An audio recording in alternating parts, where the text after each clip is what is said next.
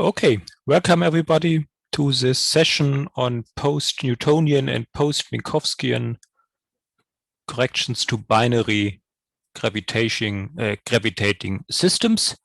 We will have only 5 talks in this session that are shown here. The final talk by Johannes Blümler, unfortunately, that one will not take place. One notice to everybody, everything here is recorded. Apparently you acknowledge that when you joined. It's 25 plus 5 for everybody.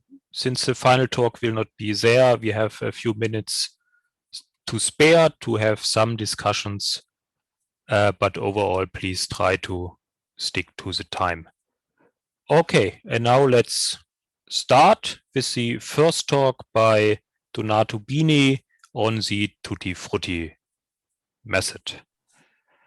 Please, Donato. Yes, thank you. Let me. Did I unshare mine? Yes, I think I unshared mine.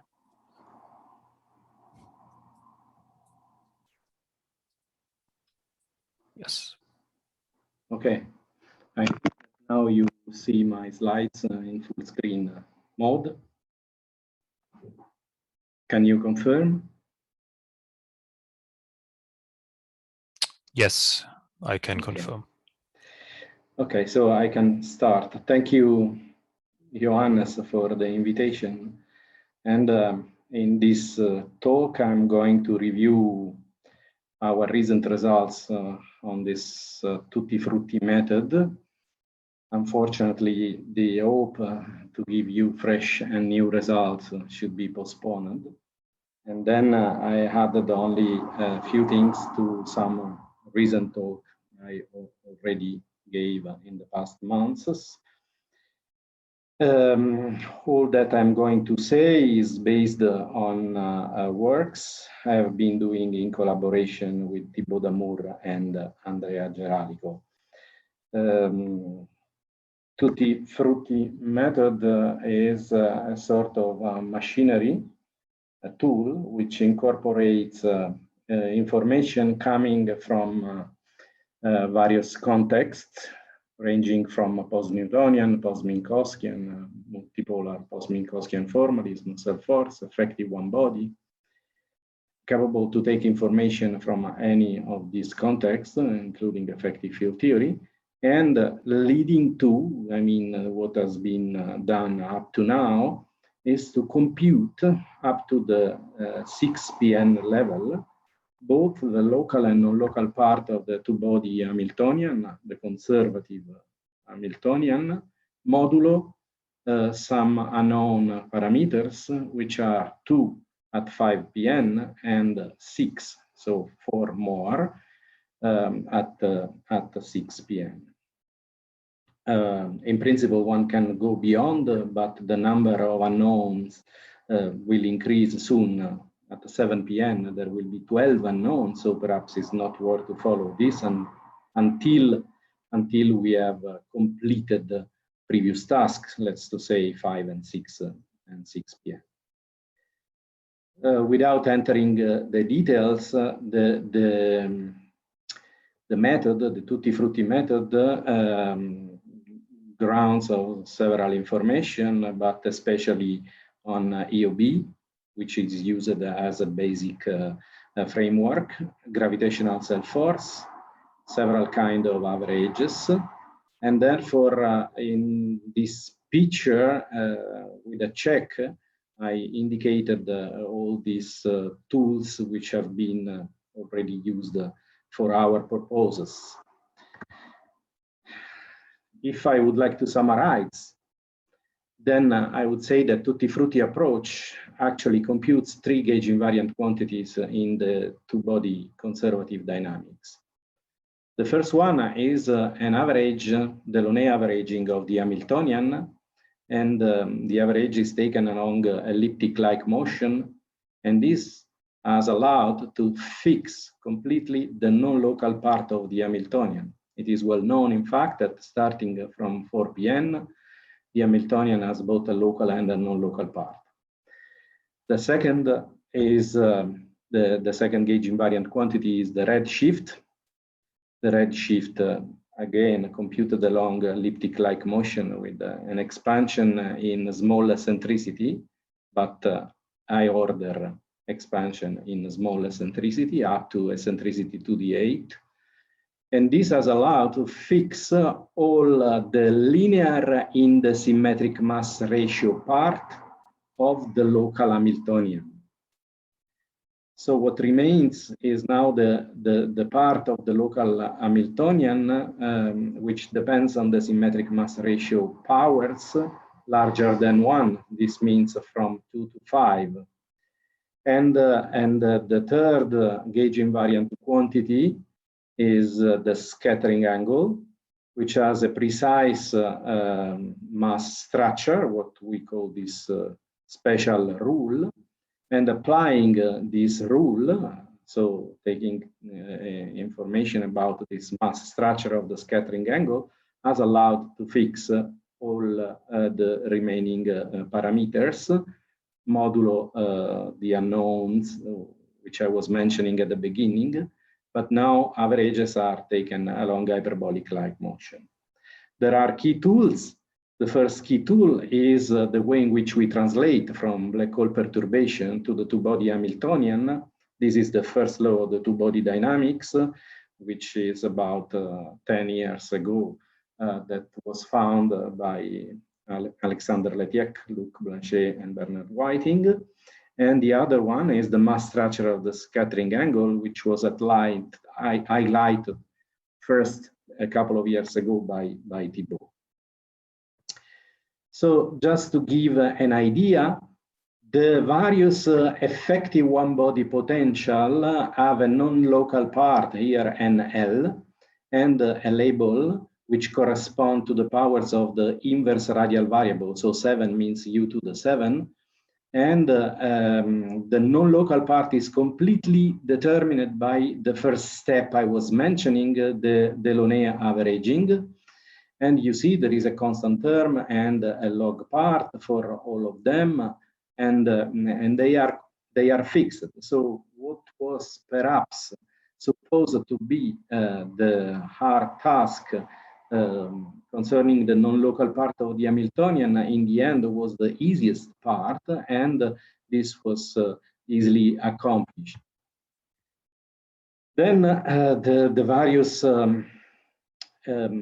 EOB potential have also a local part, and this local part has a new structure.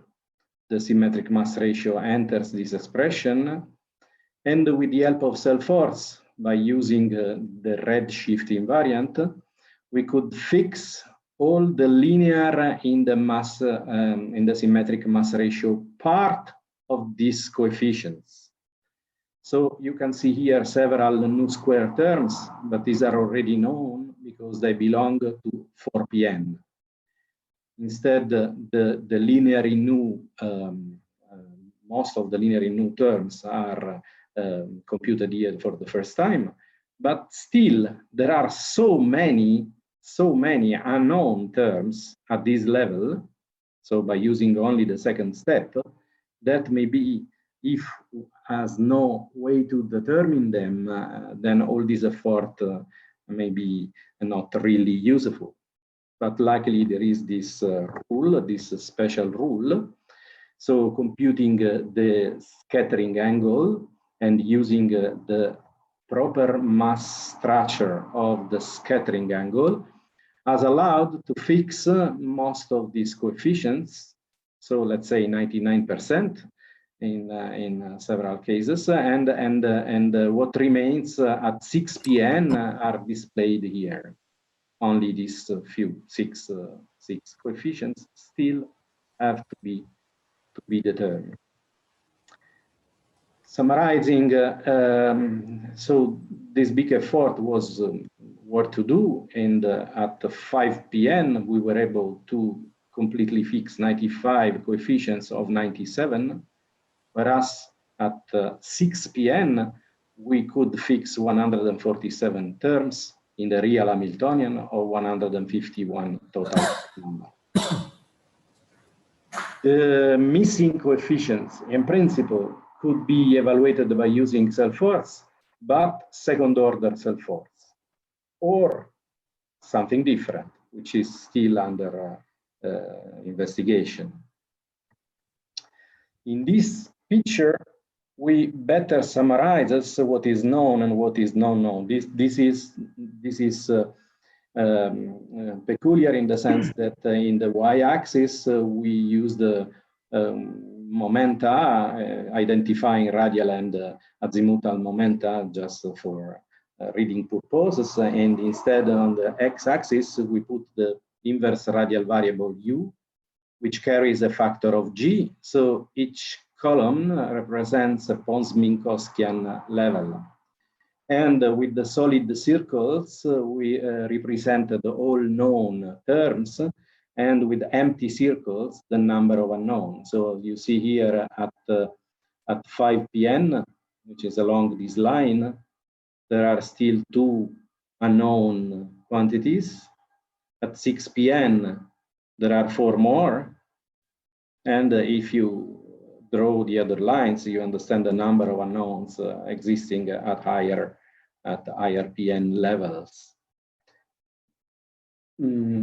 Okay, but now one wants to go beyond.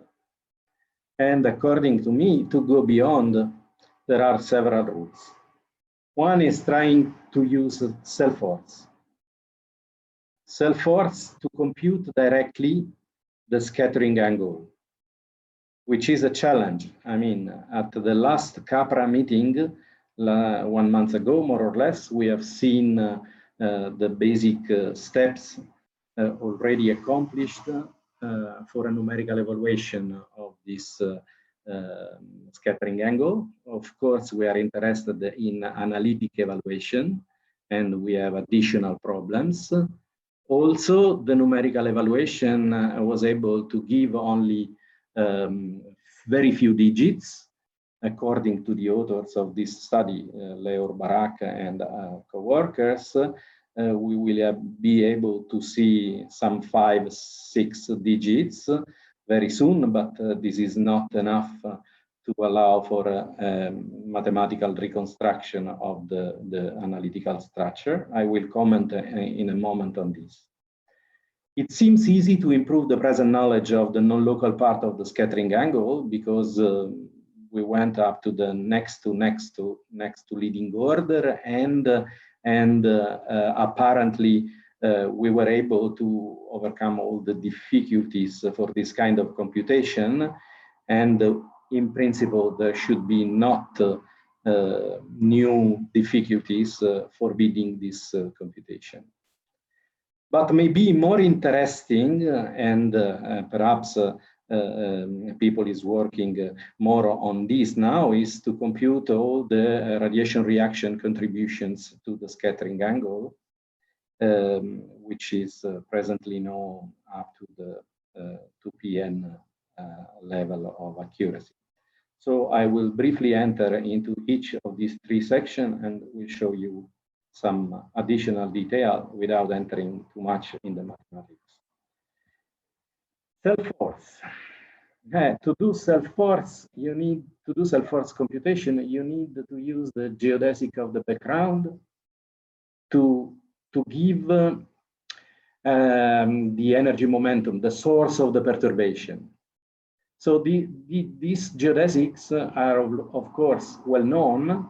They have an exact expression in terms of elliptic function, but you cannot use this. You have to expand, and now you can expand or in PN sense, or in a large eccentricity expansion limit. If you expand in PN at the first steps, it appears this arc-tan-h function. And you have to use this information to make several integral computations. This is a strong limitation according to me. You may hope to perform several integration by parts, but perhaps this is not enough. So one idea is to expand in large eccentricity now this expression, but again, maybe this is not enough because arc-tan-h of tan is something. And this forbids then to perform perform the necessary integrals.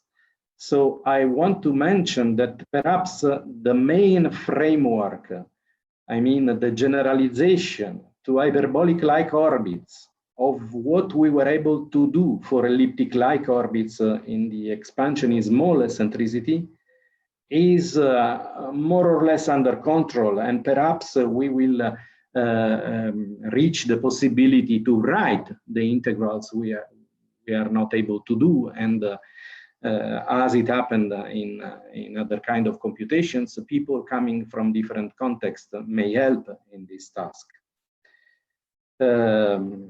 So these are, according to me, the main obstacles, the main limitation to perform self-force computation, which would have solved many problems, because the self-force expression of the scattering angle will gather together local and non-local effects, and it will be very useful to disentangle once we have a strategy to compute the non-local, as I mentioned, part of the scattering angle. Then the local may come from self-force, but we are not ready to go much beyond with this kind of computation at the moment. Remember, this is only a 4PN expansion, and we would like to go high PN. Self-force has allowed people to go up to 21, 22 PN in the past for circular orbits, Chris Kavanagh and co-workers, for example. Anyway, the second possibility is to go beyond, to try to understand better the next to n leading order term coming from the non-local part of the Hamiltonian of the scattering angle. This is in principle, as I was mentioning, not much difficult, apart that there arise large expression, and manage with this expression becomes rather involved immediately. I hope that when we will be able to perform self-force computation, this kind of problem will not be present in the same way. Otherwise, also this will be a strong limitation. This kind of integrals having a very large expression can be computed at least numerically with high accuracy. And if you compute some high number of digits for them of the order of 250, more or less, not 5, not 15, but 200 digits, then there are these well-known algorithms which allow to reconstruct the analytic result, which then can be tested and studied more. This has been the case in some recent work we did at G7 level, next to leading order. And we received much help from high energy people, Stefano Laporta and Pierpaolo Mastrolia, who could do this very efficiently and very soon, in some 24 hours after receiving our problem, we got the first possible answer. One can study the transcendental structure of this result, which is only partial, remember, because this is the non-local part of the scattering angle, and we would like to have information concerning the full scattering angle, the sum of the local and the non-local part. And so, for instance, for what we know at this level, in the non-local part, there appear the Catalan constant, which then cancels out in the full result, which is interesting, and we want to know if at higher order this simplification still survives or not. Usually when one has difficulty in the time domain, the idea is to go in the frequency domain. In the frequency domain, things are apparently much simpler, and the main integrands involve Bessel K functions. But there is a problem, because the integration variable u appears either in the argument or in the order of this Bessel K function. So one has at least to expand in the order. But this P, the order, it's like U divided by eccentricity. So again, an expansion in a large eccentricity gives 0 plus corrections. And we can perform this kind of expansion successfully up to the level we were, including evaluating the derivatives of the Bessel K function with respect to the order at a certain point, which is not an easy task at all. Here, I would like also to show some recent 2016 mathematical results by Britchkov, which stopped the computation at the second order derivative with respect to the order. There are attempts going beyond of this, but as you can see from this expression, the second derivatives involves hypergeometric functions, but also Mayer-G functions. So things becomes immediately complicated, and perhaps this is also a strong limitation. Then I mentioned that we are studying radiation reaction effect. I mean, this was necessary because some 1.5 years ago, the Moore was using this information to solve the paradoxical situation concerning the high energy limit of the scattering angle. And this means that the genuine PM computations involving then also this radiation graviton part can compute this, and maybe in PN sense we can be helpful somehow. So in 2012 we wrote this formula, which is just a series expansion, a Taylor series expansion, concerning the radiation reaction part of the scattering angle, and this involved the radiated energy of the system and the radiated angular momentum of the system. Of course, there are other corrections which are needed as soon as one goes beyond this approximation limit, like the recoil in the momentum of the system, in the sense that if the system loses momentum, then uses energy, then uses angular momentum, and all these effects, if one starts considering order by order, they increase the number of difficulties which are necessary to accomplish the task. Anyway, when we do EOB computations, we usually put the radiation reaction force outside the conservative Hamiltonian, so perhaps we can add these corrections simply to our previously results, and this is what we are doing currently by using a generalization of our 2012 results. I mean, going beyond, but still we are in the writing phase. Just a few remarks concerning energy and angular momentum losses. These are necessary, as I mentioned, to use this formula for the radiation reaction contribution to the scattering angle.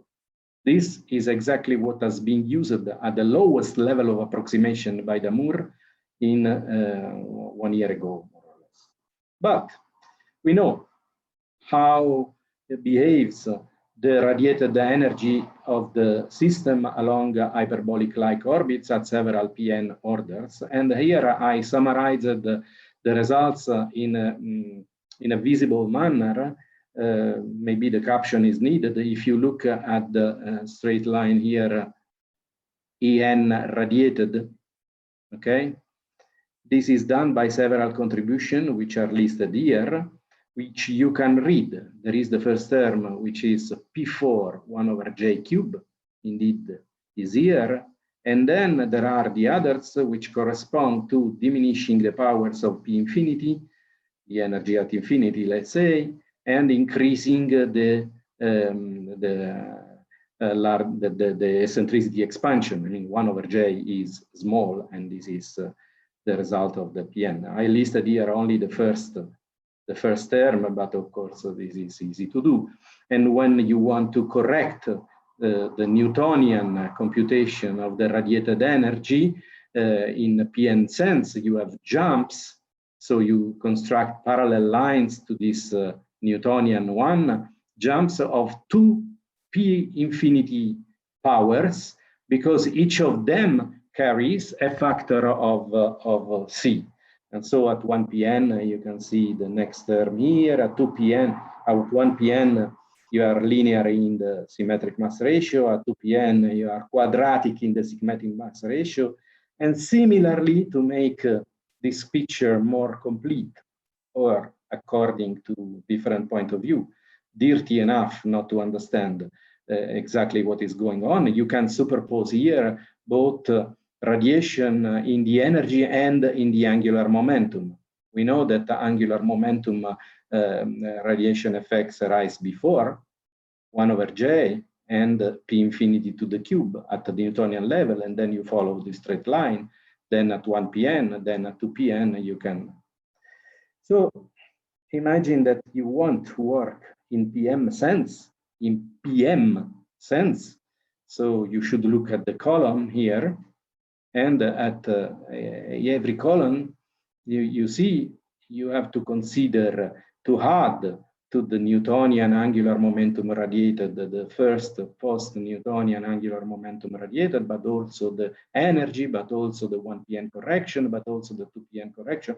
And the thing that makes good reasoning, in the sense that the PN, again, is very helpful, but PM people is interested in finding a final resummation for this. And this is not enough, because at a certain point, hereditary effects should be added to this picture. I stopped drawing lines here, and I decided to put in a separate slide. So you see, there is this tail in the radiated energy momentum, which forms a straight line, which superposes exactly to the energy which is radiated. So again, if you decide to work in PM sense, all these building blocks should be considered. And in PN, we can perform easily this kind of computation, at least when we are at lower PN level. I'm going to finish. So there has been some confirmation to our tutti frutti method, in the sense that Blumlein and co-workers have identified the 5 PN, the pi square part of the two missing coefficients, and perhaps by using properly tutti frutti method and the results of Foffa-Sturani conservative plus graviton radiation graviton parts, one in principle should be able to identify these rational numbers too, or understand if there are subtleties around. Conclusions and perspective for future works. Tutti frutti method can be extended. Okay, we know this, but we don't want to do, in the sense that perhaps it's better to stay with the lower PN and try to completely determine the missing parameter.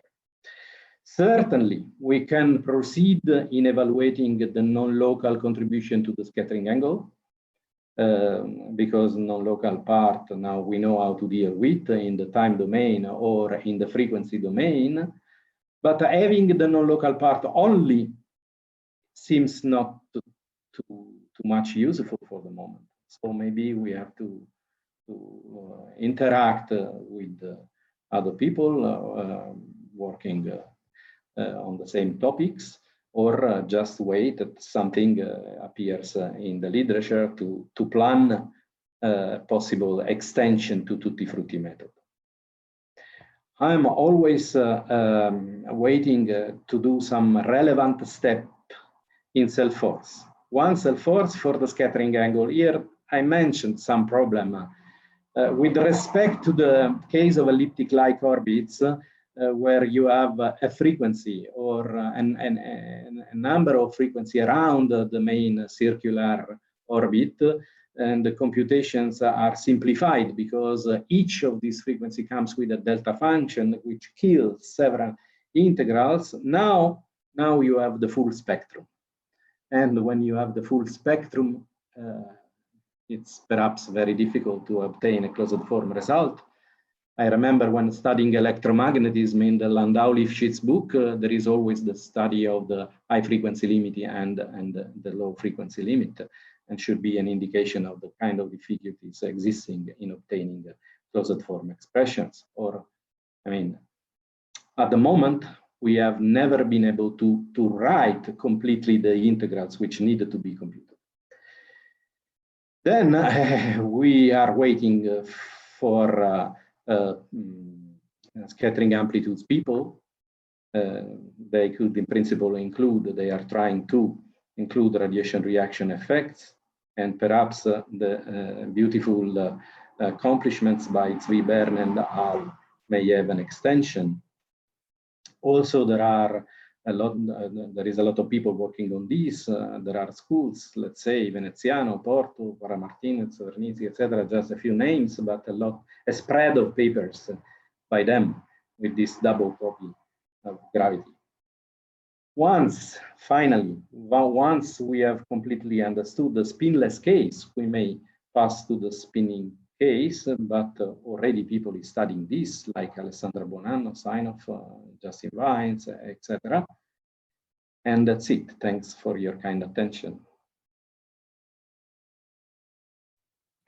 Yes, thank you very much for this very nice overview. Are there any questions? Please maybe just raise your hand in this Zoom tool. Professor Plewka, please. Sorry, I was just clapping. Ah, you were clapping. Okay, even better. Ah, this is the clapping sign. Okay. Okay, they're also similar. Okay, if nobody has a question, since the time is expired, then maybe let me thank Donato. And we move on to the next speaker, Luc Blanchet, on multiple moments in traditional PN approach.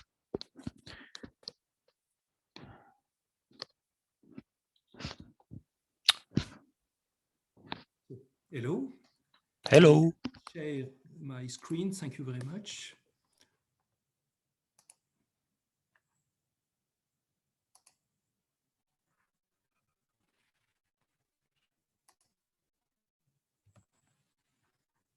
Can you see it? Yes, very good. And do you see my pointer?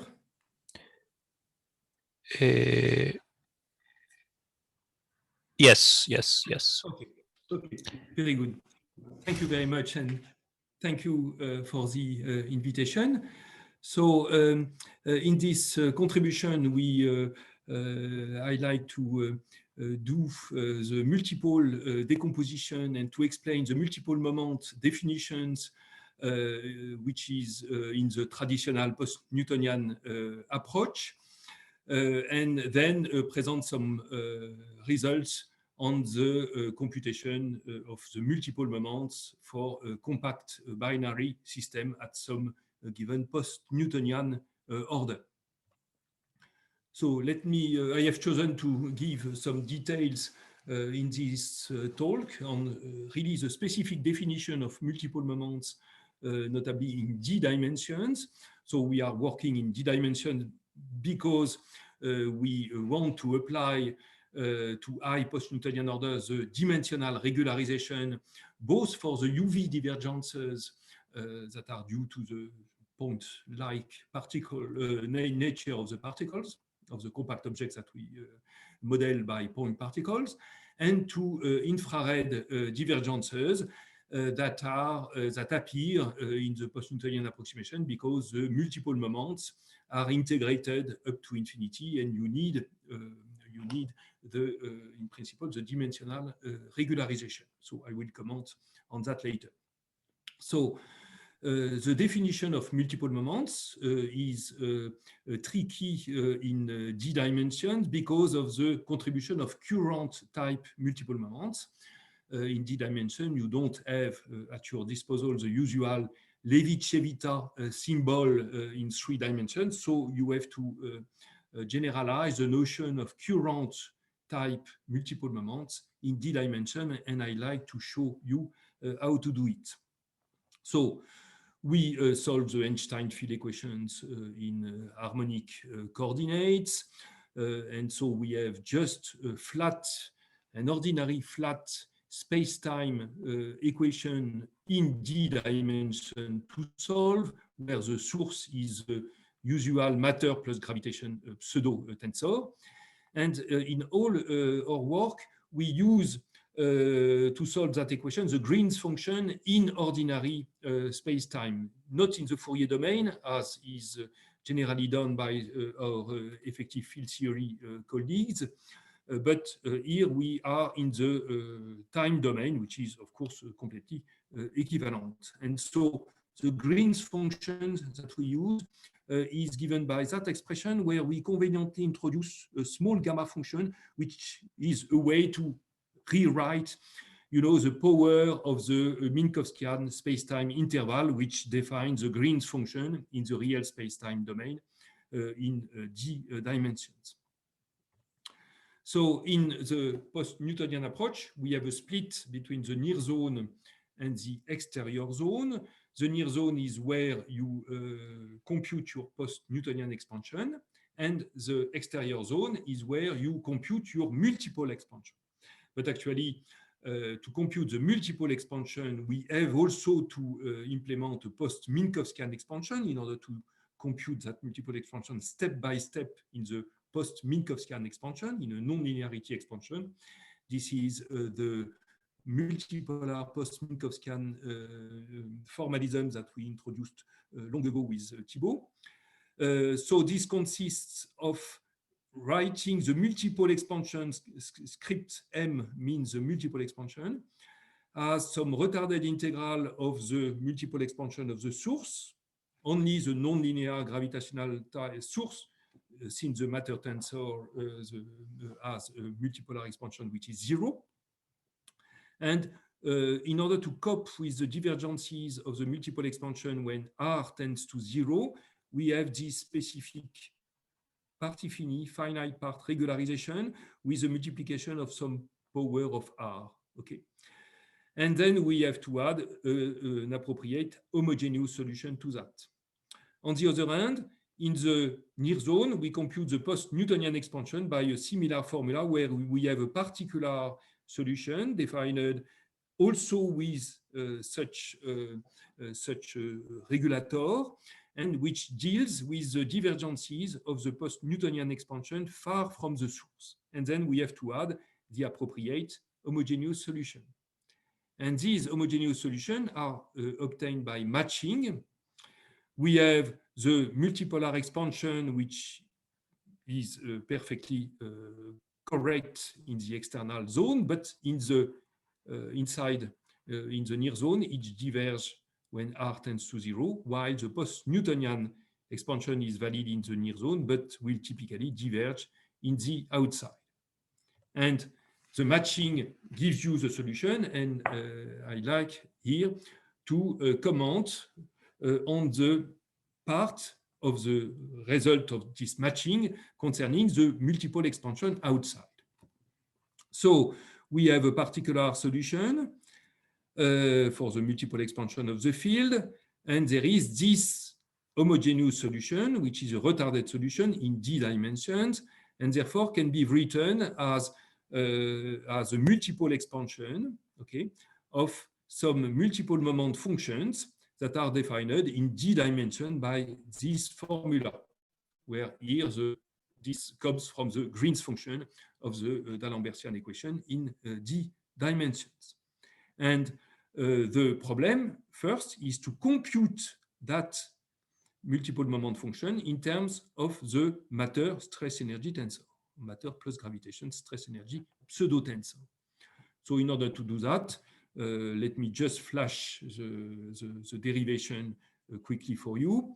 We consider the difference between the real metric everywhere and this term, which is defined in terms of the multiple expansion of the source on which you apply the retarded integral.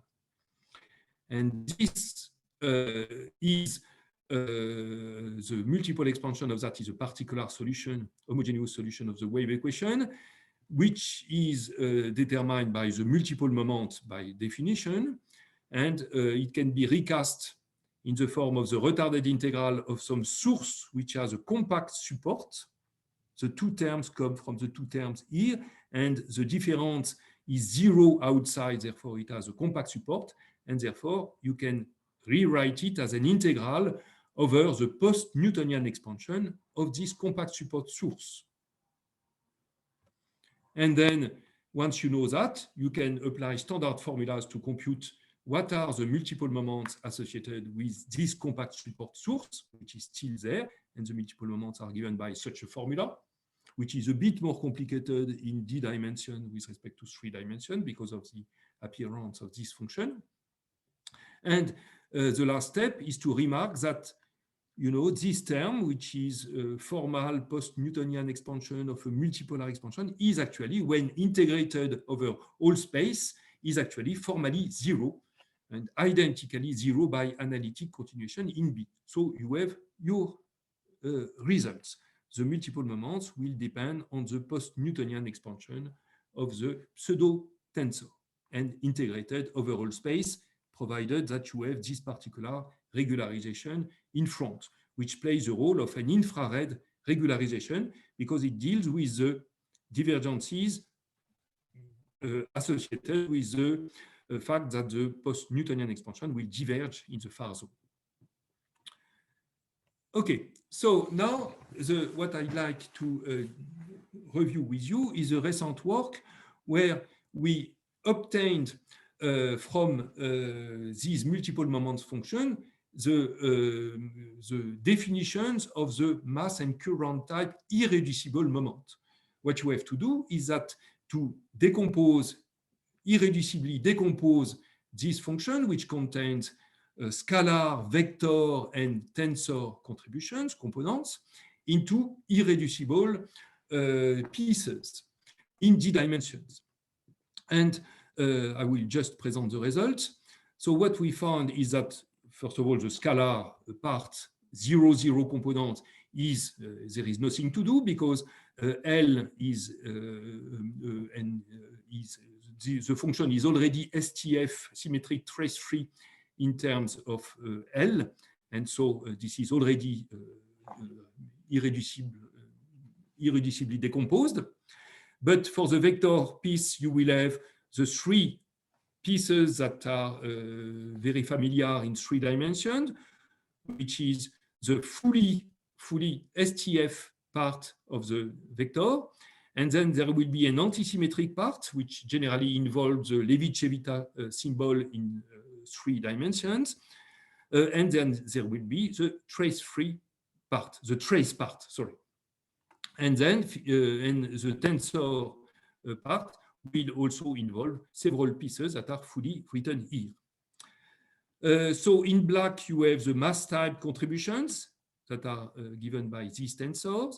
In red, you have the generalization of current type contributions in d dimensions, which have special symmetries that I will describe. And then it turns out that there is also another contribution, which is this object W in blue, which does not exist in 3 dimensions.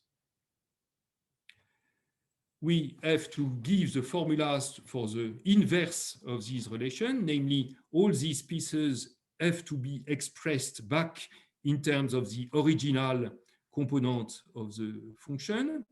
And this is given by these formulas. We have to introduce some intermediate notation for the trace-free parts, but not necessarily symmetric parts of these components. Okay, and then we can express the inverse formulas in terms of directly in terms of the original function as follows. The three pieces which parameterize the vector decomposition are given by that, notably the current type contribution is there in red.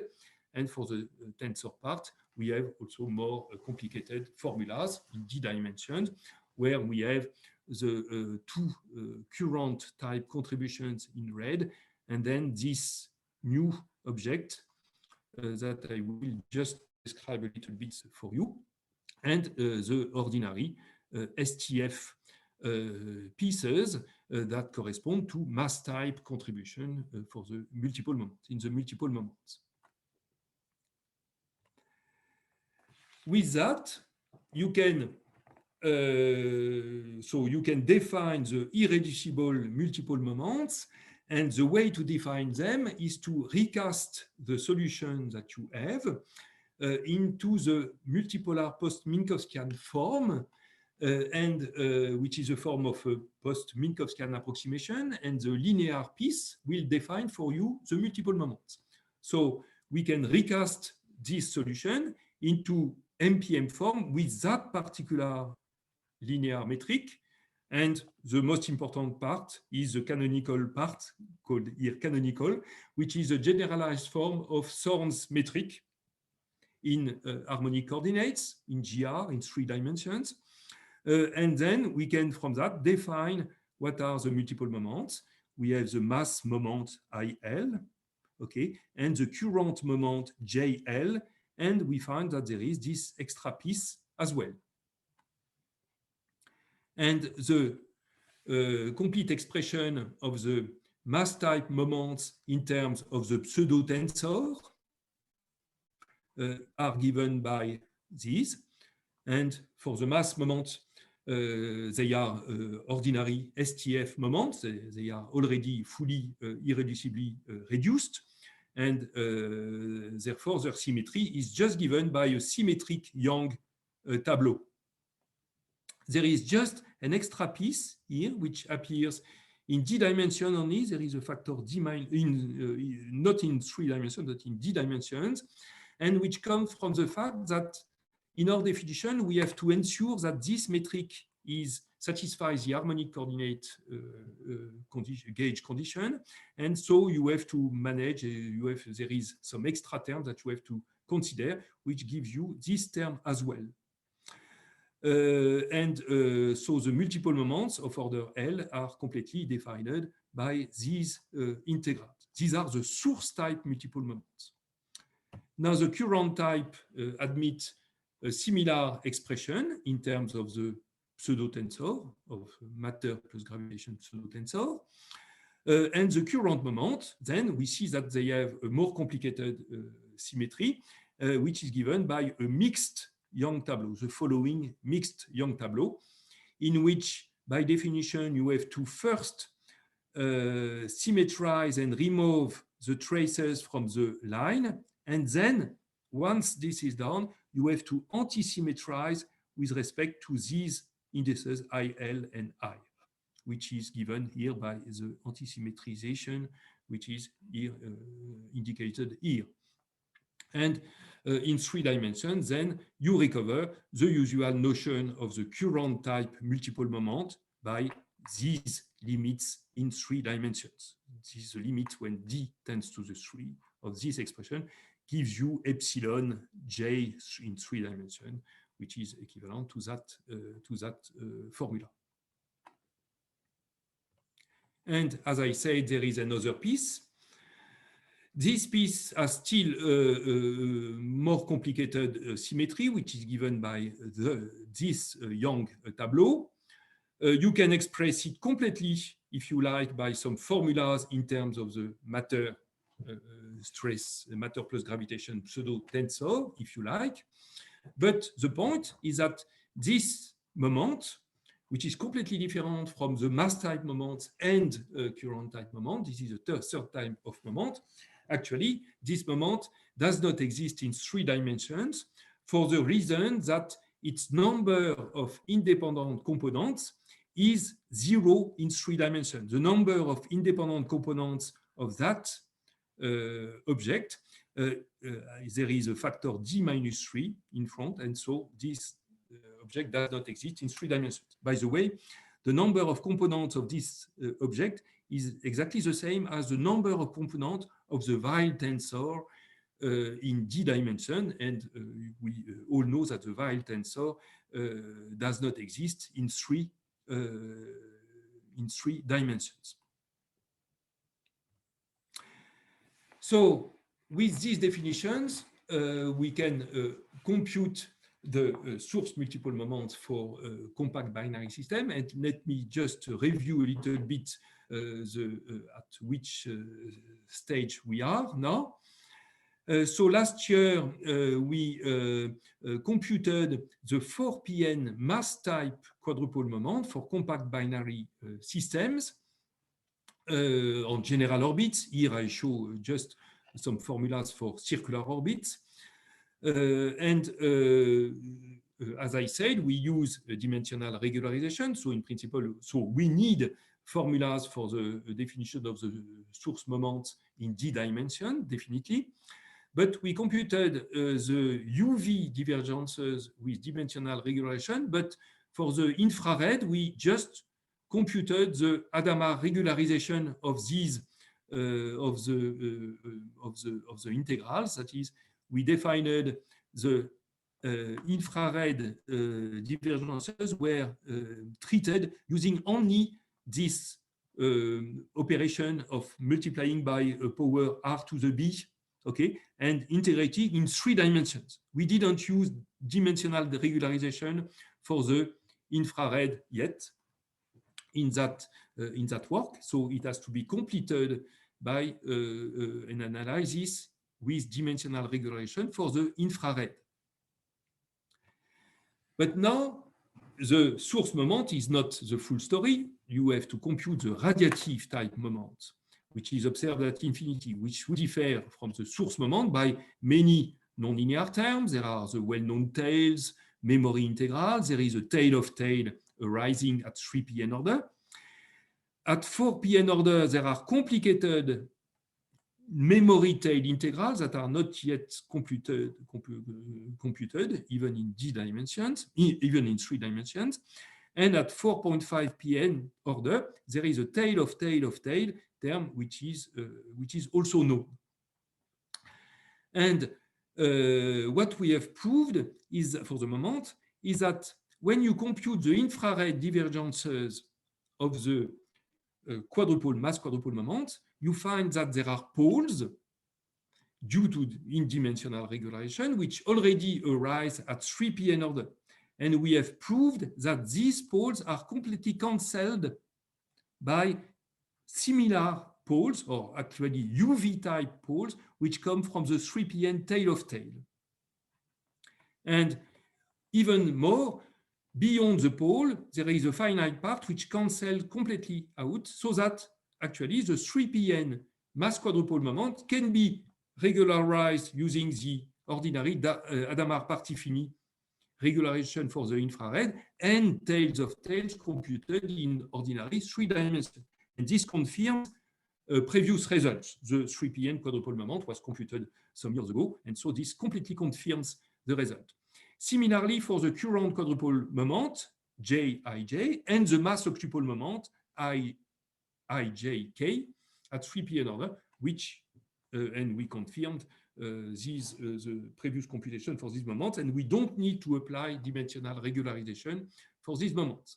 However, for the mass quadrupole moment at 4pn order, there will be also poles. There are poles in the source moment there, but we expect that they should be completely cancelled out by 4pn terms coming from the 4pn memory tail integrals. And so, in principle, the pole should be cancelled, but after the pole, there may be, and probably, there will be a crucial contribution from dimensional regularization at that level, and this is in progress. And finally, if I have 2 minutes left, I'd like to review our computation, recent computation by with Quentin, Henri, Guillaume Fay, and myself at IAP, which where we computed the 3PN current type quadrupole moment of compact binary system without spins at 3PN order. And as I said, we use dimensional regularization and renormalization for the UV divergences associated with the point-like nature of the sources. But as I said, it was sufficient to use the Hadamard treatment for the infrared. And we explicitly proved that indeed this treatment is sufficient and that the dimensional regularization contributions cancel out in the end. So our result is given by these expressions. You have still the infrared regularization scale, which is present here. By the way, all these source multiple moments are completely gauge dependent. And there is also an UV regularization scale, which comes from actually the equations of motion that we have to use in this calculation. And in the end, these two scales cancel out properly, as I will show it.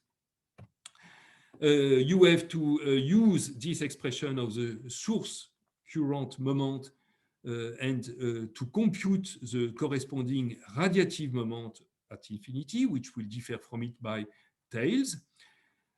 For current type moment, we know that there are no memory effects, and so, but instead there are many instantaneous terms that are completely known, and there is also the tail of tail integral, which, by the way, contains this constant R0, which is the infrared constant R0, which is present also in the source moment here, and which will cancel out this constant here.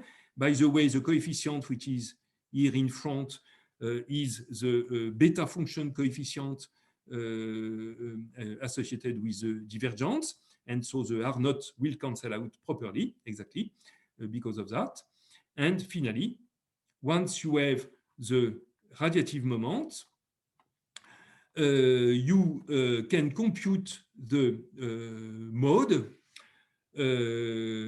exactly for that interaction, for the current type contribution. And there is only one relevant mode for the current quadrupole interaction. This is the mode 2-1. And finally, we obtain the complete result, completely invariant result, where X is the ordinary PN parameter associated with the orbital defined from the orbital frequency, on which you see that all arbitrary scales have cleanly disappeared. The scale R0 disappears between the 3PN tail of tail and the expression in the source moment. Sorry, this E is just a coefficient here. It has nothing to do with the energy. This is confusing. And on the other hand, the R'0 scale, which is the UV scale, disappears only at the end when you replace, you express your final result in terms of this frequency dependent PN parameter, which has an expression which is related to there is a generalized Kepler law which relates this parameter to the orbital separation and which involves the R'0 scale, which disappears finally in the end. And in red are the new terms that that come from the 3PN contribution in the current quadrupole moment, and which gives you a contribution in the waveform at 3.5 post-Newtonian order. Thank you very much. Yes, thank you very much for this presentation of your results. Are there any questions to this talk? Stefano, are you clapping or are you raising your hand? I am doing both, but more interesting raising my hand. So yeah, very nice talk, Luke. And just a little question: what is delta? Big delta? Can you define it? Oh, sorry. This is mass difference. M1 minus Okay, M2. I figured it, but I wasn't. Yes. I just wanted to be sure. Thank Sure, you. yes, exactly. Yes, yes.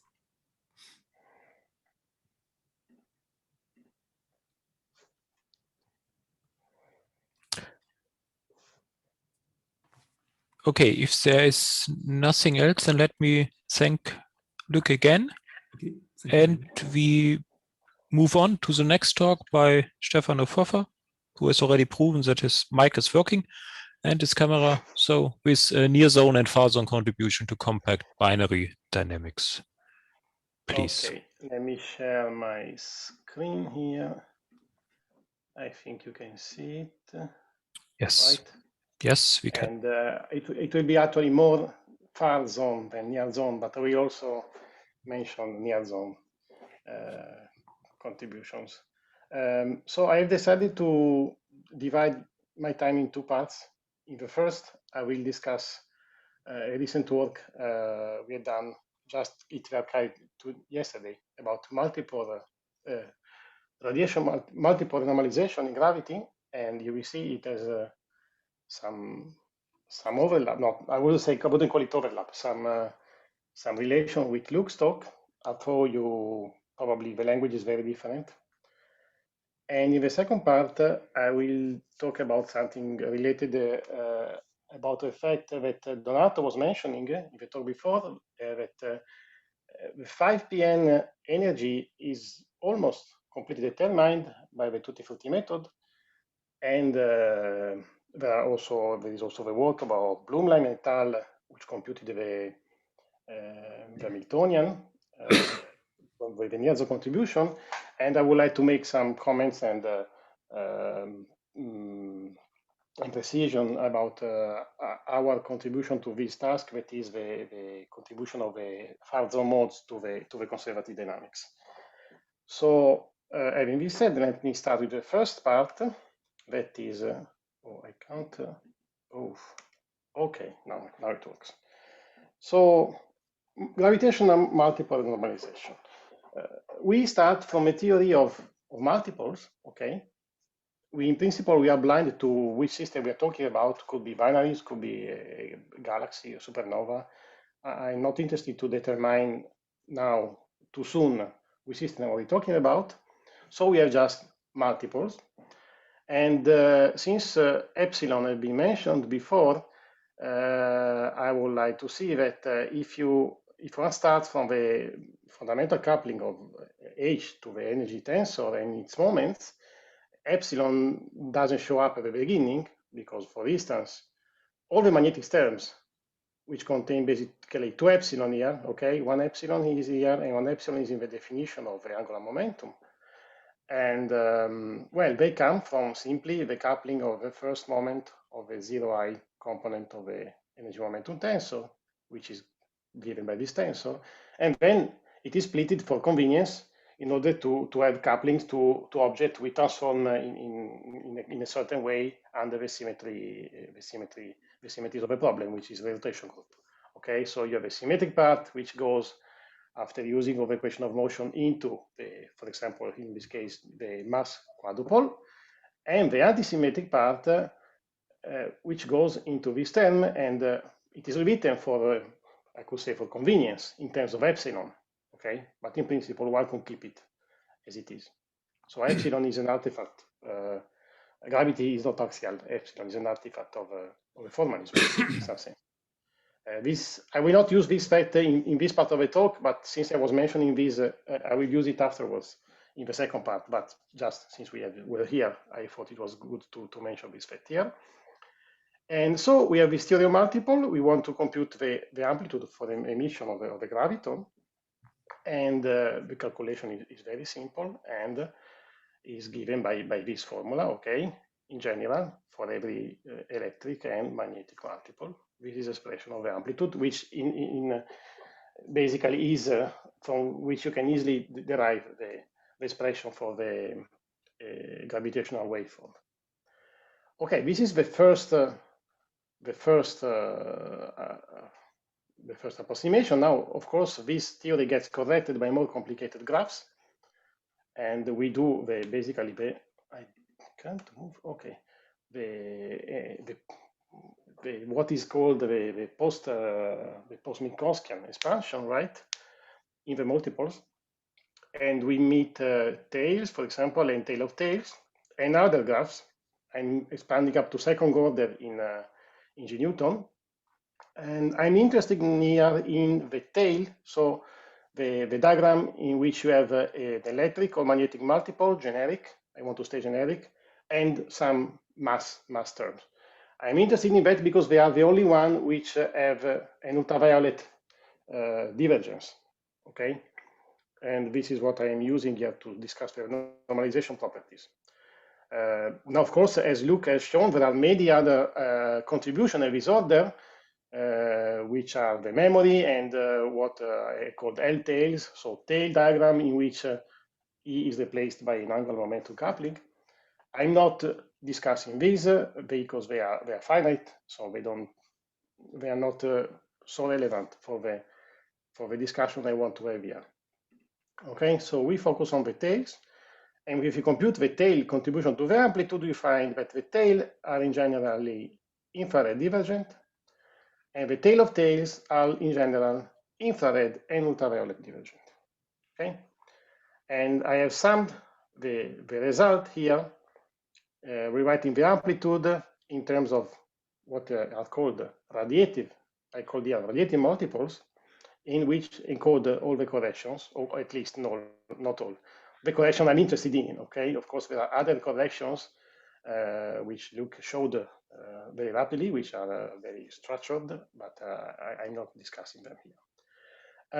The first thing to notice here is that the infrared divergence is harmless, because it can be shown that it can be factored in a phase which is common to all multiples, okay? So it disappears from observable, and actually this phase is degenerated with arrival time, if I'm not mistaken. So this phase can be totally ignored. And contrary to that, the ultraviolet structure appear and must be properly handled. And so this is I wrote here, okay, apart from this phase, which I'm going to neglect here, the word relation is here. You find these coefficients are basically I should have mentioned before, these coefficients are the tone coefficient, okay, the emission coefficient, 1/5 for the quadrupole, etc., etc. And then now they multiply not just what the source multiple, but the radiated multiple, which contain all these corrections. And this correction have the following structure. There is another phase which is connected to this, okay? It is a remnant of what is left to this infrared phase when you just keep the non-divergent part. This phase depends on two numbers, which are called traditionally K and pi, K for the electric multiples and pi for the magnetic multiples, which already have been determined a long time ago by the post-Minkowskian multipolar approach. And in principle, despite being a phase, is observable, probably not easily observable, but in principle it is, because these numbers, they depend, they are different for each order of multiple, okay? The octupole is a different number from the quadrupole, etc. So in principle, this phase is observable. And now coming to the other part, we have, okay, the zero order term. The tail still leaves a remnant which is universal, common to have multiples, okay, which is also come from the expansion of this phase and basically in the retarded prescription to go around multiples, the poles in the complex spring when you evaluate this constant. And then we come to the object of our interest, which is the ultraviolet divergence, which shows up at the second post-Minkowskian order, and coming with its log. And since we are in dim reg, of course, the log is accompanied by a subtraction, a regularization subtraction dimensional constant mu, which is what the constant which you have in dim reg. Okay, sorry, this is a mu tilde, but for all our purposes, mu tilde is equal to mu here. Okay, so we know the tilde, and of course there are other terms here, constant, not related to the ultraviolet structure, which I didn't. I willingly ignored here, okay? And the beta is the coefficient of the ultraviolet divergence. and it is different also from every multiple, electric and magnetic.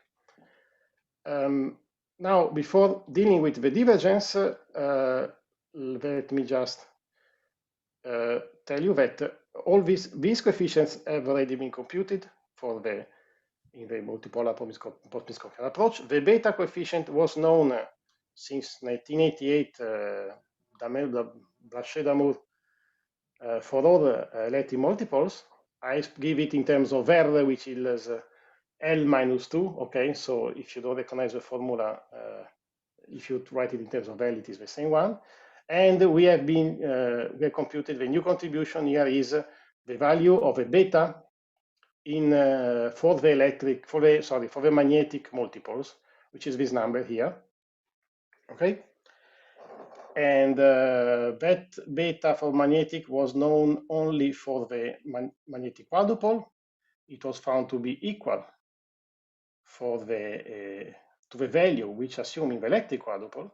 And indeed, in our formula, if you just set R equal to 0, you find exactly this number. But we find that for L larger than 0, so for the octupole, hexadecapole, and so on, this is not the same.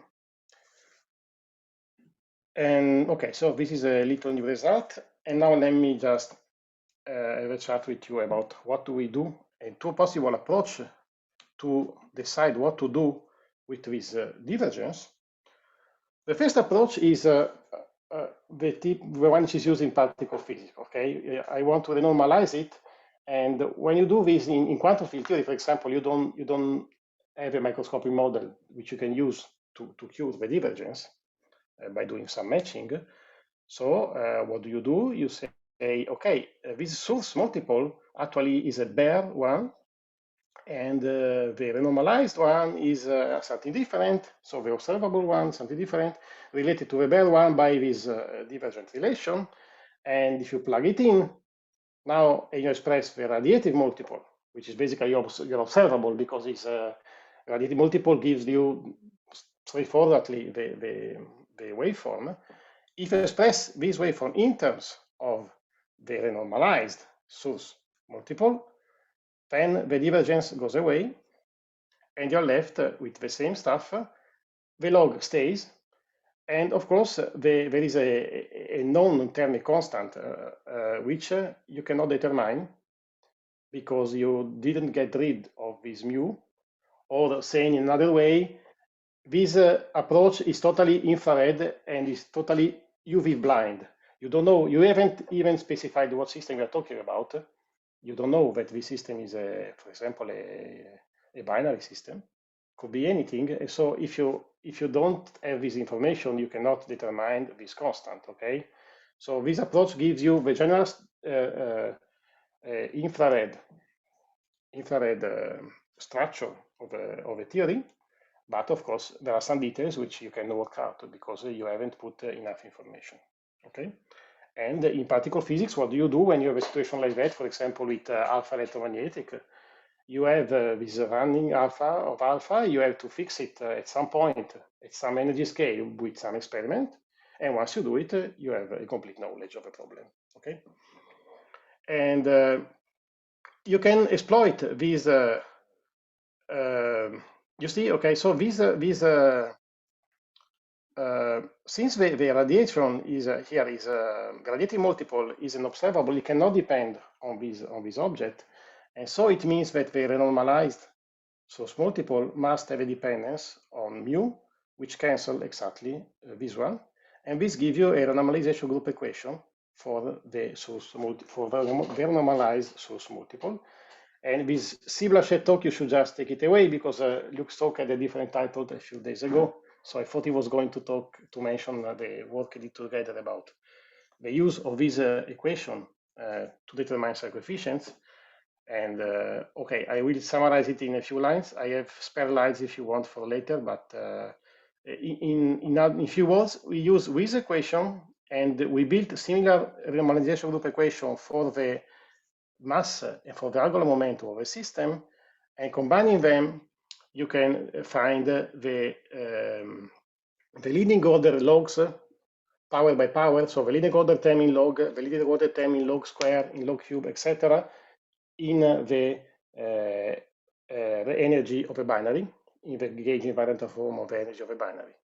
And strikingly enough, we since this result is a self-force result, we have these towers of logs which are computed thanks to this normalization group approach up to infinite order, infinite Pn order, and we could compare with a self-force which did this computation up to 22 Pn order. Okay, the two computations have some overlap. That is the power log, the leading logs up to log to the 7, up to 22 Pn order, and they match perfectly.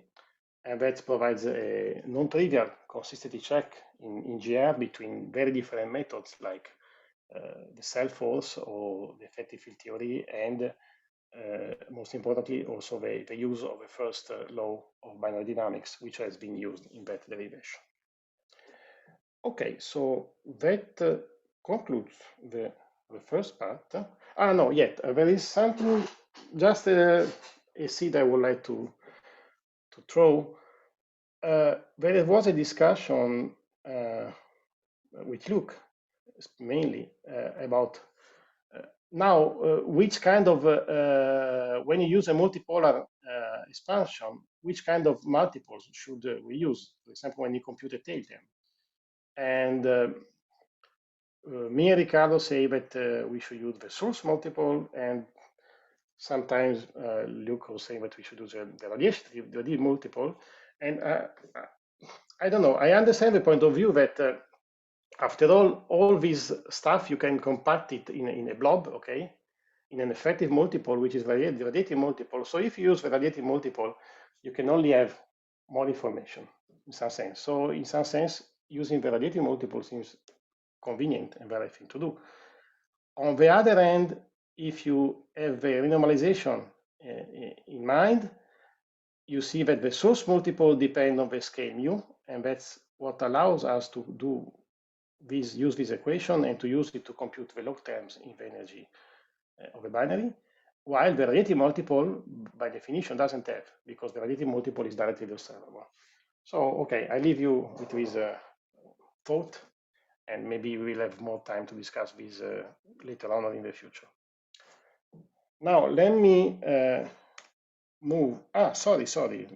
This first part wasn't over because I talked about the first attitude, renormalization here, and now actually there is a second attitude, which is now I know in this case the ultraviolet model. I know I'm talking about all these multiples are referred to a binary system, so I can do a matching. Okay, I can actually compute the source multiple in the ultraviolet theory just by coupling it to the correct polarization in all the diagrams. Okay, and as Luke was mentioning, if you do this, actually here I'm quoting a totally post-Minkowskian multipolar result because we haven't computed this in AFT more than 2 PN, and this is a 3 PN result. So I'm quoting Luke's result here basically.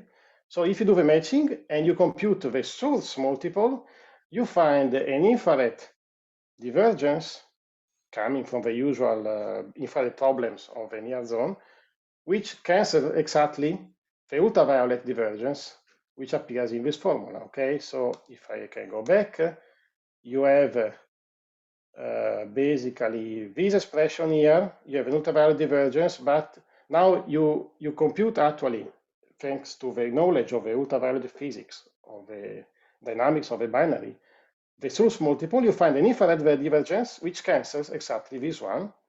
And what you're left with is a log, which this time doesn't contain anymore any arbitrary constant mu, because the scale has been determined by the ultraviolet scale. That is typically the separation of the orbital separation of the two black holes.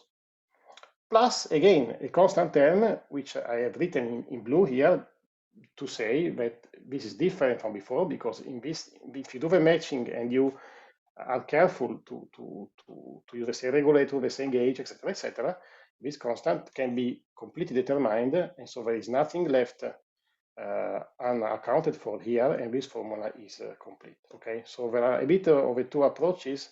This one is useful because it can give you information about the infrared physics without doing too many complicated computations. But if you do a little effort more, you can actually get rid of the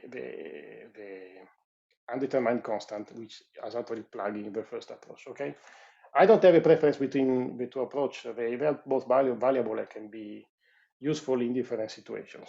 Of course, if you want to find the flux at 4pn for the binary, you have to go for this because you actually need the number. Now, coming to the second part, we change observable. I'm not computing now the waveform, and we go back to our problem, old problem of finding the energy of a binary, notably up to 5pn. And already at 4pn, we know that there is this tail, and this problem has been discussed and solved several years ago. And one contribution to the tail is basically the same thing we're doing here. Okay, you have two parts of the calculation. One is a far zone, one is the near zone, and they have both divergences, and the divergences cancel, and what is left is a constant which you can compute from first principle. And basically, sorry, I'm going too fast, and this is basically, you know, the result for the far zone part,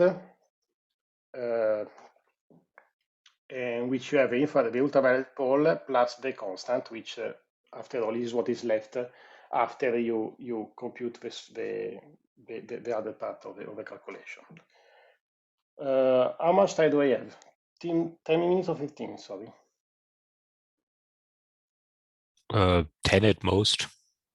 Okay, 10 at most. So let me just go quick over here. So we're discussing about G-square correction to the energy, and we know that the full structure involves Minkowskian propagators, retarded, and the coupling vertices.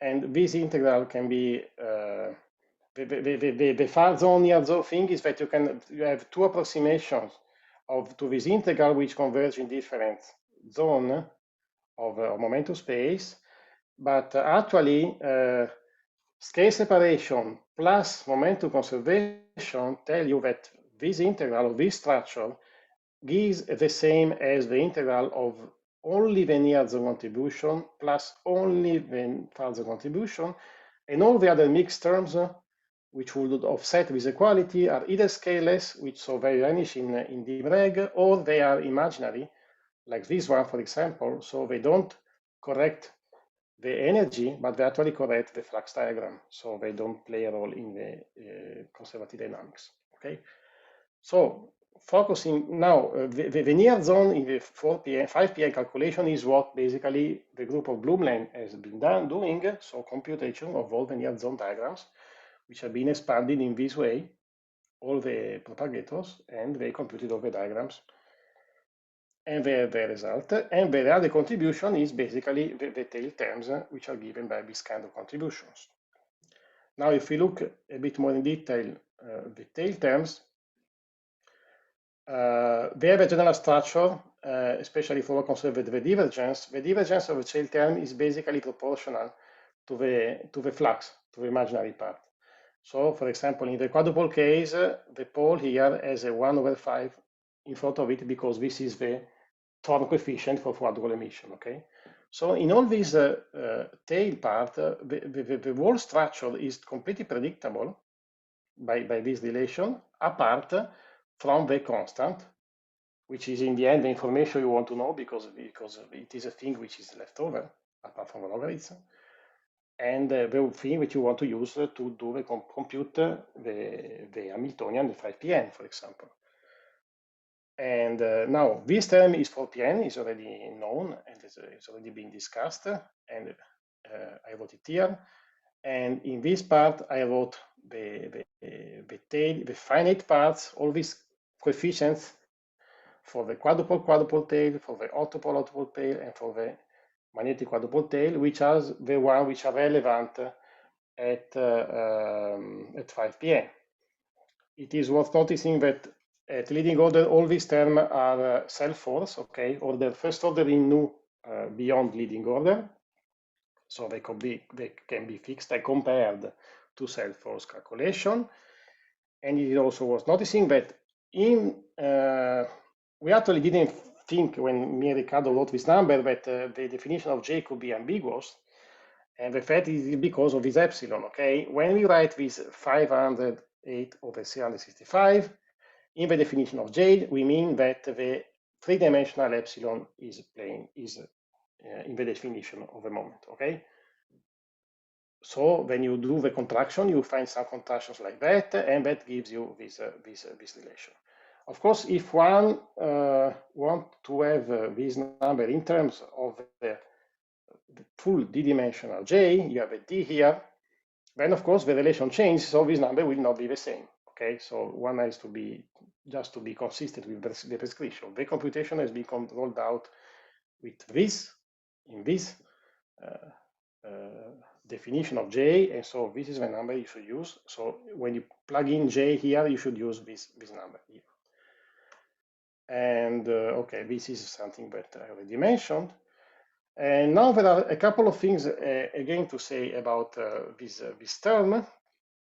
First of all is the work of Bloom and collaborators. They compared, if I understood correctly, the whole 5 PN Hamiltonian at first in self-force approximation order nu, and they find that it match the known result, the self-force result, resumed by Bini, Dambun, and Geralico, only if you proceed, renormalize renormalize the magnetic moment by this number, okay, 1 minus 1/3 epsilon. I have a couple of things to say about that. The first is that this number has nothing to do with this effect, and it is not the same number, okay? If you use d epsilon instead of three-dimensional epsilon, you will get a correction similar to this, but with Cj equal to +1. So the two things have nothing to do with one another. And the other thing is that, well, of course, I totally accept the fact that this correction makes things work, so it should be taken seriously. On the other hand, that is taking an analogy with an axial anomaly in quantum field theory, and gravity is not an axial theory. And one should be able to derive it from first principle rather than fix it with external input. And for instance, I just mentioned the fact, not by chance, that this far and near zone is just a simplification of a problem which is completely fixed, and one should be able just to derive the expression for the magnetic multiple as one does, for example, for the quadruple here. And I'm curious to do this exercise. I don't see where these coefficients can jump out here, okay? So it should be, if this is the solution of a mismatch between the self-force and this calculation, I think it is worth understanding it better. Of course, then if it's a pity that Johannes is not here, but if anybody of his group want to jump in after the talk, I'm happy to discuss this. And then, okay, there is the result which Luke was mentioning, that in the not current type magnetic type moments there is a new table, if you want, with Wij, and which is vanishing equal to 3. So one could think that since everything here is preceded by a pole, if you put a J here or this W here, that could leave a finite remnant. But I think this is not the case, because the quantity will be quadratic in the new multiple, and so there will be no finite remnant. Only all the terms will be order epsilon. And by the way, Luke and collaborators never claimed that this current type moment is contributing to this tail. So it was just to make this clear, mainly to myself probably, than anybody else. And to finish here, in the hereditary contribution, there are also other terms which are not self-force, but next order in self-force. And these are the angular momentum tail and the memory, of course. And as you might have noticed by reading our works, in the first version, we didn't have this right because we didn't pay attention enough to the fact that since retarded propagators are being used here, and since the graviton dipole vertex is not symmetric, one should just take into account all the permutations of the possible configurations. And then if you do it, I believe now correctly, this is the final, the corrected result for the tail, which we publish in an erratum to the PRD. And just a little glitch here that the sign of this term actually is the opposite with respect to the published version, because we just added a wrong definition of L by a sign. Okay, so this is a sign that one should use to try to compute the full 5P Hamiltonian. And okay, I think I'm done here, so I leave the chair to handle the meeting. Okay, thank you very much. So then let me handle this. Can you go back a few slides to your Yeah. one more? This one. Yeah. This one. Okay. Okay. I mean, okay, concerning this factor you have on the next slide, but I don't really want to comment on that one. So, well, you know, this is a finite contribution. I agree with that one. But of course, you have this pole, one line up there, so you need all the 1pn contributions. You need the 1pn contribution from the quadrupole term, and you need in principle all the linear terms in the epsilon for all the terms. Yes. Okay, so that this is a finite contribution from the tail is not completely correct in my opinion. I mean, there are terms that come from order epsilon pieces of all these expressions that are multiplied by the pole. Okay. Right? Okay. Written like this, I agree with you. Yes, one should. Okay. Yes, okay, and then yes, it's totally correct. And then I mean I would be happy if you would tell me what you actually get when you take this equation you write down here and you explicitly plug in all the 1pn corrections or the order epsilon corrections, and then we can compare nodes and maybe we can figure out where this actually comes from. Okay. Right? I mean, the quadrupole, the expression of a quadrupole to next to leading order is. Yes. I think Luke yes, has done it in Reg, right? We took it from the paper of Luc. Also the octopole, well, this is just then made traceless, and for the current quadrupole, there's not much done because there's nothing there you could change if you go to D dimensions. But I mean, if you calculate this, and we would be happily compare this in some way, and then maybe we can figure out how where we disagree. Sure, but sure. I mean, we will. I mean, I haven't said that we will disagree so far. I don't know, because your calculation involves also another part which I. No, but I mean, we have this separately. We plug this. We add this. I mean, we take these formulas from your collective papers, and we add this on top of what we calculated, really from first principles for the potential term. That we disagree somewhere. I don't see.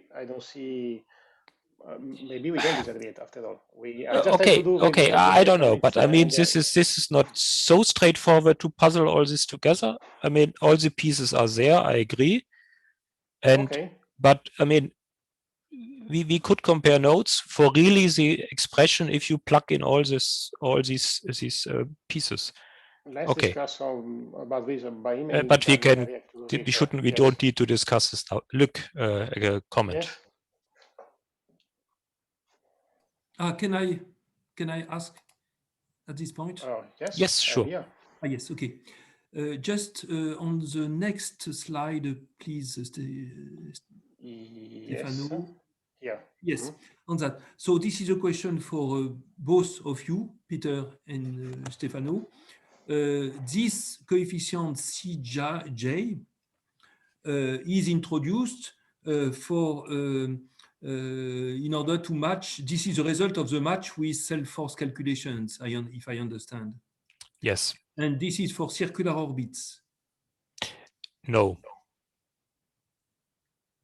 If you choose this constant, so we fix this constant basically looking at the energy on a circular orbit. Okay. But then you can calculate periastron advance, for example, and you find it matches also then the two-dimensional expression. But if I would consider non-circular orbits. No. We take the two-dimensional, the elliptic periastron advance in two variables. Okay. Very and good. it also matches there. So it fixed at the one parameter problem, and then it matches also the two parameter problem. So I would assume it's valid for all observables you can think of. Okay. But it's This kind is of interesting because after all, if you just, as Luke was saying, if you just stick to circular orbit, you have one number to fix and introduce one parameter. One could think, argue, well, it's not very impressive. But since this same number also does the non-circular orbit, that is yes. that And if you fix this, then I think it's four numbers in the two parameter periastron advance that then also match that didn't match before. So yeah. Well, okay, let's discuss this offline. We should, I think we should move on. Okay. We can discuss it at the end of the session. Okay. Okay. Can Stefano, another question? Sure. Okay. So in the previous slide, Stefano, please. Yes. So of course, I agree with the argument that the epsilons are not present in GR.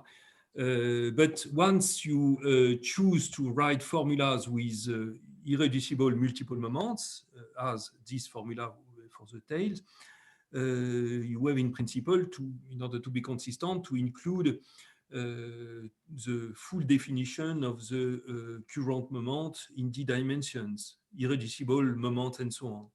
So what you say is that if I don't do that, so I come back to some more basics formulation of GR, and so I have just exactly what you show here. You will work out everything in terms of these capital M, I, J, K. This is what you do, and so you use these objects, you compute the results, and then compare with the results that you would obtain from the irreducible moments with some epsilons. And so this gives you a value for the epsilon DIAB. This is what you say. And this is your formula here. In order to be consistent with the other more fundamental calculation, I would say. I'm not sure I've understood. Okay. My question is, how are you able to give a meaning to the epsilon IAB in d dimensions? No, I mean, here I decide here I have this structure, okay, and I replace it by this object, okay, and I exploit the property of the epsilon. Okay, of course, if by this epsilon I mean the three-dimensional one, this goes with a coefficient which is 1. If I mean to use the d-dimensional with this relation, this coefficient will be 1 over d minus 2, just to the identity. Okay. So of course one has to be consistent. Once for simplicity or for love of symmetry, I decide to use this writing, I have to be consistent. And if I used one epsilon, I have to go deal all my contraction using this epsilon. Otherwise, I use the other one. Just a matter of being consistent. This epsilon does not exist in d dimensions. Only the product of two epsilons exists. Okay, you always end up with product of two epsilon in the end. Okay. So exactly. This point is important. You don't have epsilons just alone. You always have products of two epsilon like this. So you just start to remember the recipe you used. Okay. I think we should move on, so we can discuss at the end. Thank you again, and we move on to the next talk by Jan Plewka on, let me check the program, on classical gravitational scattering from a word-line quantum field theory. Please share your screen. Yes, it works. Very good. Can you see it? Yes, and please go ahead. Now you can't see it probably, right? Why? Can you still see it or not? We can see it, yes. Okay, because it says.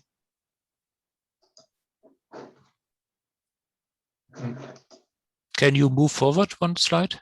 Yeah, you see this? That doesn't work. Yeah, right. That's what I could have figured. Great. Let me do it again. Now. Yes, now it works. So, please. Okay, good. Yeah. So thank you for inviting me to this session. It's a pleasure to speak here. Me as a newcomer to this area, and still lots of things to learn.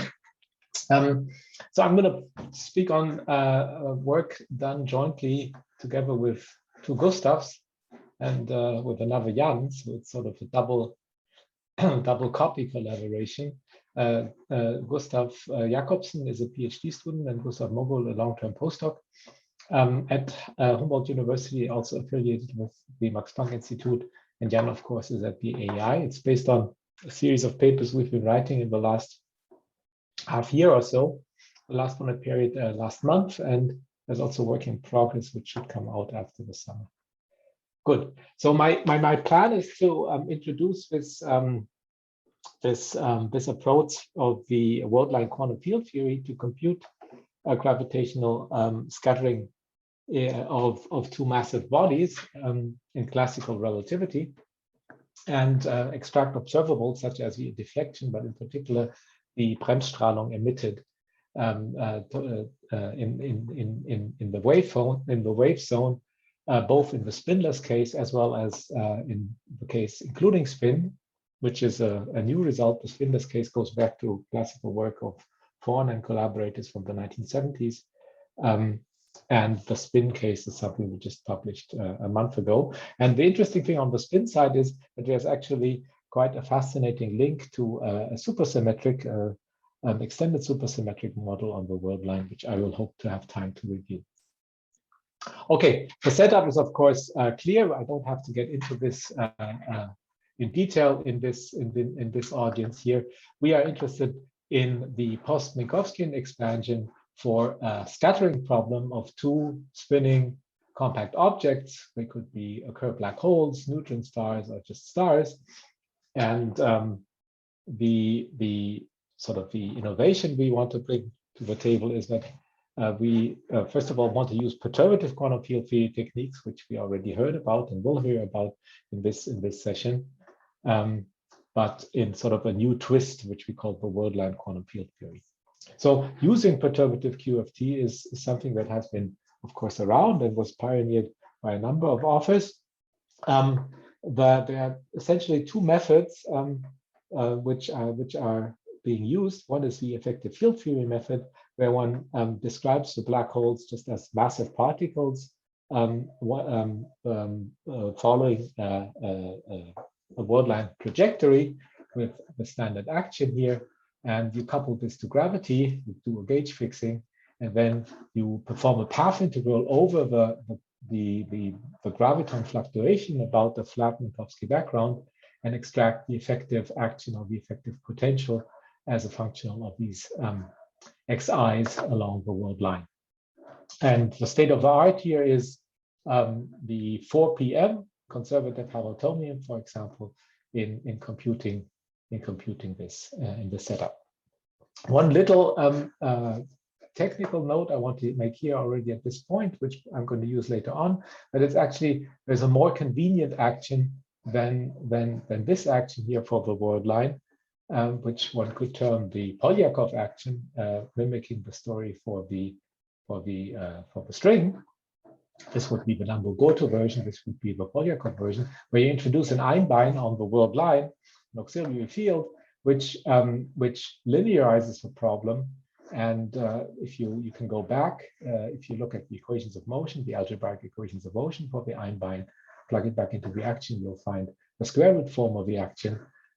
However, you can also pick a gauge, for example, E is equal to 1, which is the proper time gauge. And the advantage of that approach here is that you linearize the graviton interactions with the world line. So there are no higher graviton emissions from the world line which you would have from this action. So it's a very, very convenient gauge to pick. The second method is to use scattering amplitudes of perturbative quantum gravity coupled to massive scalar fields, where these massive scalar fields are then the QFT avatars of these black holes. And here you would then consider a 2-to-2 scattering of two differently flavored scalar fields to higher and higher orders in the PM expansion, so in the expansion of the graviton coupling constant kappa. And again, here there is an elaborate and very rich story on how to extract really the classical observables from this approach, which I don't want to get into, but it's just summarize the state of art here is also from 4 PM effective Hamiltonian for the conservative sector. And from our point of view, a certain drawback in this very beautiful approach, which of course makes use of the highly developed technology of computing scattering amplitudes in perturbative gravity, is that one actually overshoots in a certain sense, because one computes more than one needs. One computes also the quantum correction, the H bar terms, which you don't want to have around for the classical problem. So the proposal we are, or the formalism that we have introduced, is what we term the world-line quantum field theory, and that in a certain sense is combining these two approaches, but also clarifies the relation between the amplitude and the EFT approach.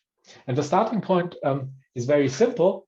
If we go back to sort of very basic things, namely, let's look at the definition of the scalar Green's function, so a massive Green's function in flat space-time, which of course in Fourier space you write down for this integral. And another way to represent it is through a Feynman-Schwinger parametrization of a propagator here. So we lift the 1 over p squared minus m squared through this S integral.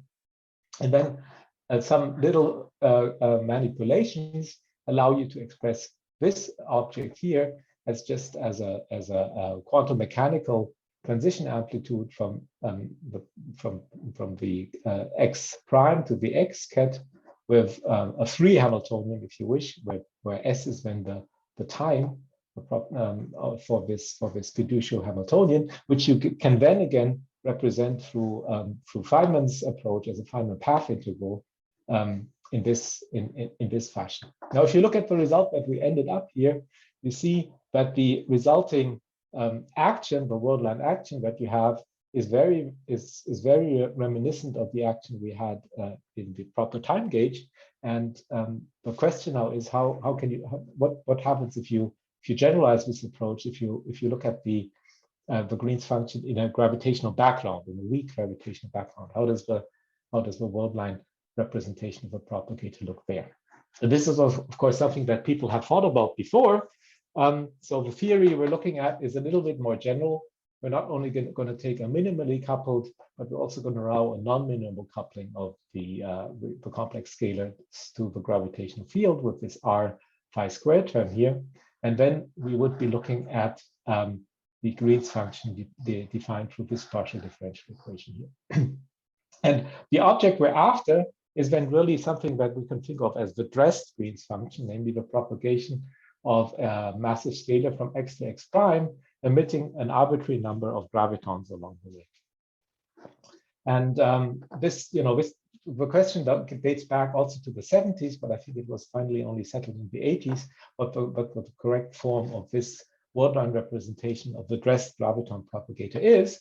And it is indeed almost just as we were guessing. You have the x dot squared term here, but you also have a surprising coupling to Riemann scalar on the world line with a certain shift here in this minimal coupling. So even if you would not include this term, we would get a -1/4 here. There are additional terms which I sort of suppressed, so-called Li-Yang ghosts, which you also need to add to this action, but they will play no role in what we are about to do. So this indeed, as I want to argue, gives you a direct link between the QFT amplitude picture, where you would study where you have exactly these propagators emerging, to the world line theory. Yet the approach that is very fruitful for us is to really take this world line quantum field theory seriously and do the following, somewhat generalizing the approach of the EFT, where, as I said, we integrate over the graviton fluctuations, but leave the world line trajectory inert. Here we really expand about also a solution of a straight line world line trajectory, which describes then the scattering of these two black holes by including a fluctuation on the straight line trajectory. So this is the starting point, and then you just you turn the crank and do ordinary QFT with this theory. So we will have the graviton in a momentum expansion, and also the world line fluctuations, which will now only have a frequency expansion because they're one-dimensional quantum fields. So in the bulk, nothing, everything is known. You have a graviton propagator, and you have all the graviton vertices. On the world line, you also have a propagator, a one-dimensional propagator, which goes like 1/omega². And as we're interested in classical physics, it's very important to pay attention to the I epsilon prescription and place them there where we need them when we talk about, or when we want to analyze retarded propagators, which is our goal here. So so these were the propagators on the world for this WQFT. And the vertices, you can the new vertices are the vertices of the coupling of the gravitons to the world line. Now I mentioned before, with this action, you only have a single graviton emission from the world line, but now we also have these fluctuating fields on the world line, these Z fields, which contributes. You also you can have no fluctuation. You can have 1, 2, 3, and all the higher modes, which essentially emerge from the fact that you look at the graviton field along the world line, which when you go to momentum space, you have these fluctuations sitting up here, and they of course then expand out to arbitrary couplings of Z with H, with a single H. But of course, once you start doing perturbation theory in kappa, you only have to include a certain number of these fluctuations. So what are the observables you can address with this theory? Well, as I said, we're describing the scattering of two massive objects along these world line trajectories. So we have the background fields B and V, and we integrate out the fluctuations and the graviton. Of course, the first observable that you would want to study is the deflection, which is related to the scattering angle of this encounter. And in the WQFT representation, this is a very, very simple and neat object to compute. Essentially, you have these two background world lines for the black hole 1 and for the black hole 2, and the deflection you compute by just putting one outgoing fluctuation leg, taking the limit of its frequency going to 0, multiplying it by omega². So this is exactly the expression you need to compute if you want to have the deflection. Similarly, the emitted radiation is a system where you have one graviton coming out, multiply it by k², and put it on sharp. So that would then be the computation for the emitted graviton, and this will give rise to the waveform, as we will see later on.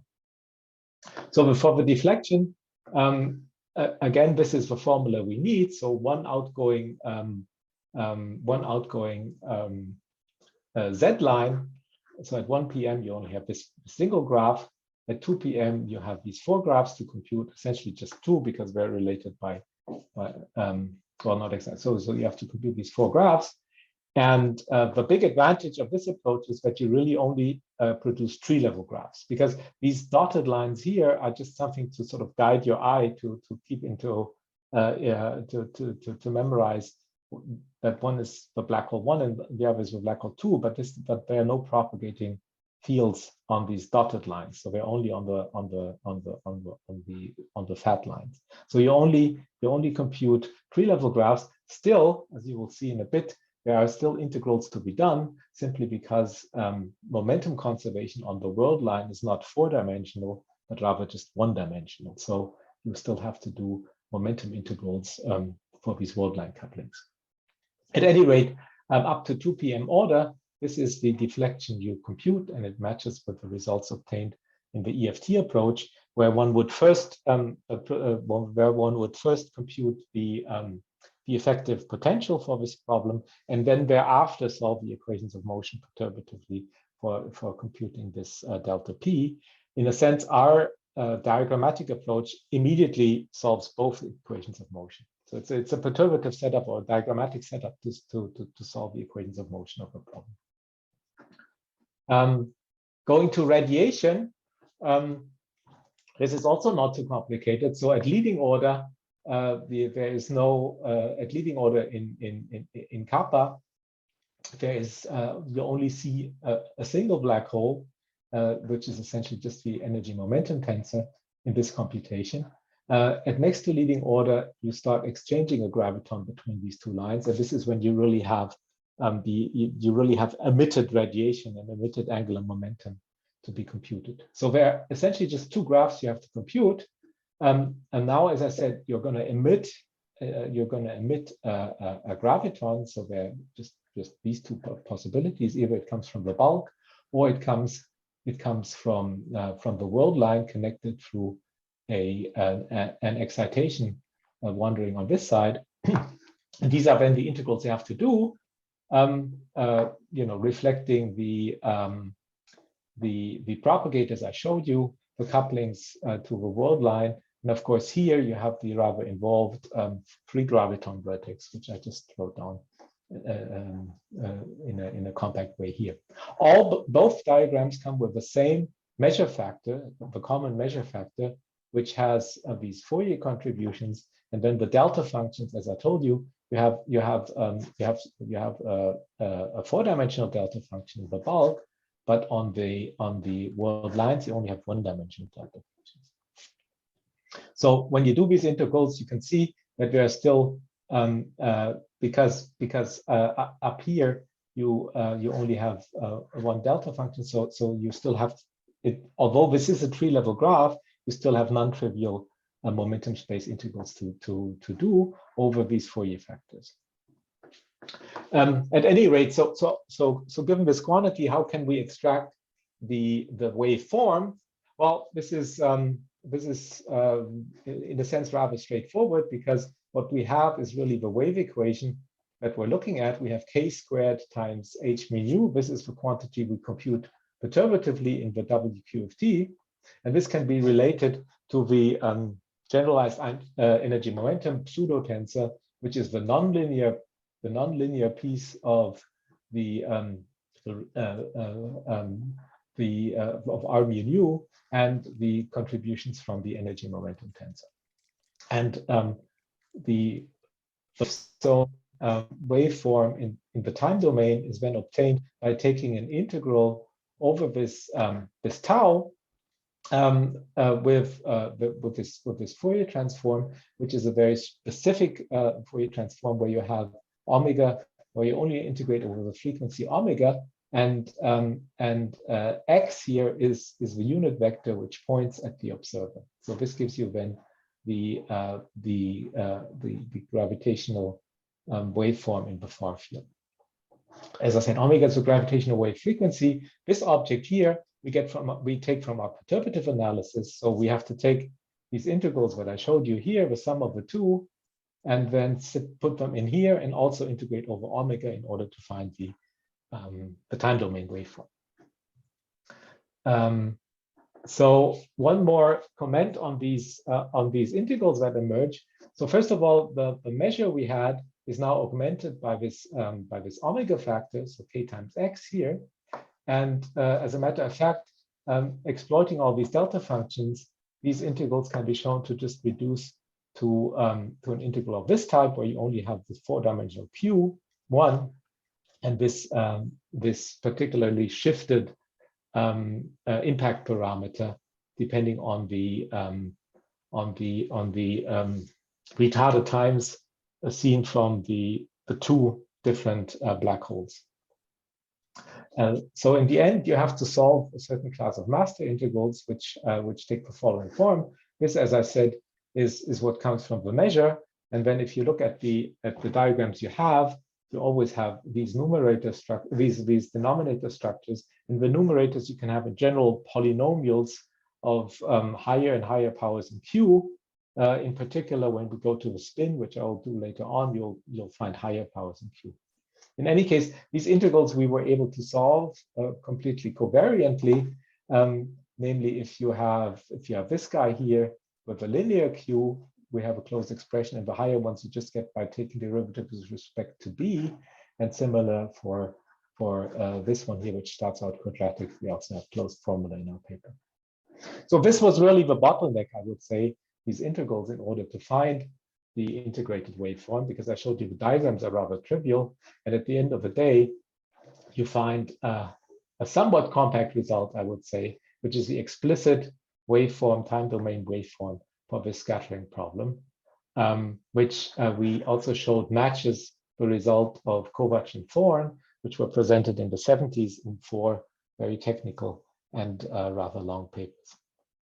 So there's also a nice video we have produced, but I think in view of the time, I'll not show that here, where you can see how these, for the plus and cross polarizations, how these waveforms behave when the scattering event happens. A very nice and compact formula is the wave memory, which we now wrote here for arbitrary polarization vectors in this line here. And here is a plot of, as I said, the plus and the cross polarization wave memories that this problem exhibits. So this is the result for the spinless case. In our last paper, we moved on and added spin to this problem. And essentially, the starting point is the same. Namely, you have to ask what is the generalization of finding the Green's function, not for a scalar, but for a general spin and half field, say, first of all, in flat space-time in terms of a world line integral. And it turns out that this is actually an n extended supersymmetric particle that you have. Namely, on the world line, you find you have next to the standard trajectory, you also have anti-commuting vectors, n of them, capital N of them, which also move along the world line together with the axis. And back in the 80s, people showed that this is the emerging theory describes the wave equation for a general spin and half field in flat space. The supersymmetry is n extended because we have n superpartners of the x here. The supercharge is very simple. It's just momentum times psi.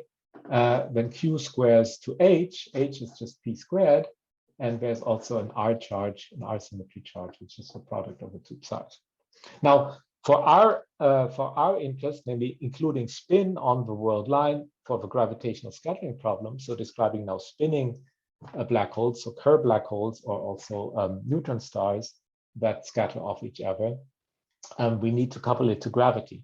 And of course, coupling higher spin fields to gravity is a tricky issue. And as a matter of fact, in a curved space-time background, this is only possible in general arbitrary space-time backgrounds, as long as n is not larger than 2. But that's fine, because if we go to n equals 2, so spin 1, this means we can describe interactions up to quadratic order in spins, which is already kind of nice. So this is the theory we're looking at. if you have two of these fermions, it pays off to combine them in a complex fashion as this one here. And then the curved supercharge then takes this form here. We have the vierbein, because the fermions live in the local Minkowski, in the local flat Minkowski space, which we pull to the curved space for these vierbeins, and we also have the spin connection appearing. So the associated action, which is of first order, again with the same logic that you introduce an Einbein, you can also introduce a Gravitino and a gauge field for the R symmetry, but for brevity I didn't do this here. Takes the following form. This is n equals to 2 supersymmetric, and what the argument now is that you can identify the spin field. So the spin field is sort of a composite operator or composite object. The spin field is given by psi bar psi antisymmetrized over space-time indices mu nu. This is the spin field, and the claim is that this theory describes now the propagation of a spinning massive object of mass m up to maximal spin, quadratic order in spin, because this is all you can cover with the psi's. One can actually show that this is indeed equivalent to the traditional form of a massive spinning body, which has been studied by a number of authors, which I noted down here, where there you have the spin field and you have its conjugate field, which is the body fixed frame, which is a flat coordinate system which is attached to the body, and with the lambda you say how this guy is rotated to the local Minkowski, the frame that you have in the curved spacetime. You can show the equivalence of these two actions through this Luftian formalism, which I just claim here at this point. And the important thing is that this m squared operator here in these works actually has exactly the same. You can see the matching here. You have this m squared term. You also have the coupling of the spin field to the Riemann tensor, which is exactly what happens here. And then you have an additional term, which we do not have, which from our point of view would break the n equals to 2 supersymmetry. And that's a spin-induced quadrupole moment, which you can write down at this order. There are, of course, higher ones if you go to higher order in perturbation theory, but at this order in kappa, this is the only object that appears.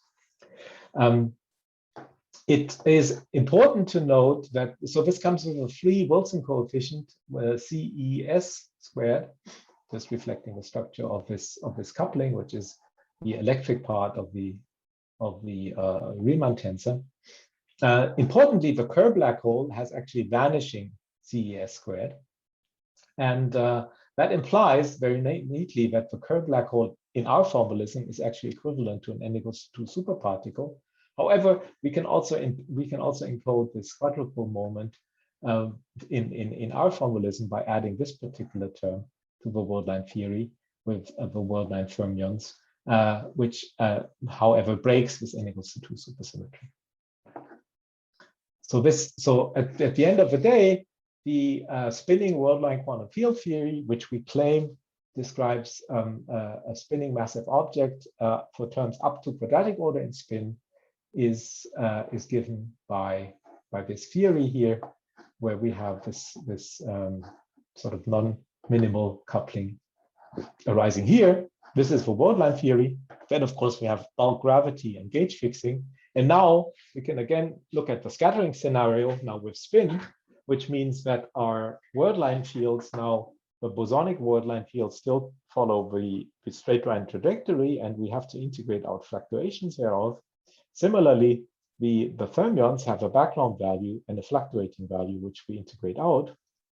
And it's a bit unfortunate, my notation here, that I put it in purple. The initial spins of the black holes are then given by these background values here.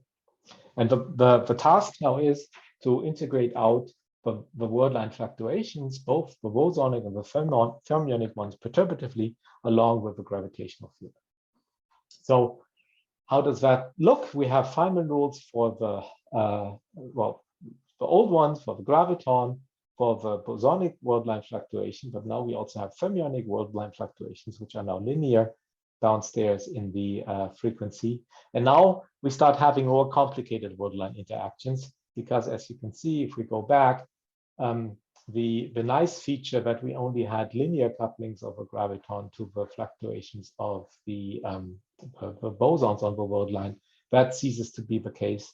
I mean, for this, due to this term, also that term. So we now have multiple graviton emissions, but they, as soon as you have more than one, they are at least of order of quadratic order in spin.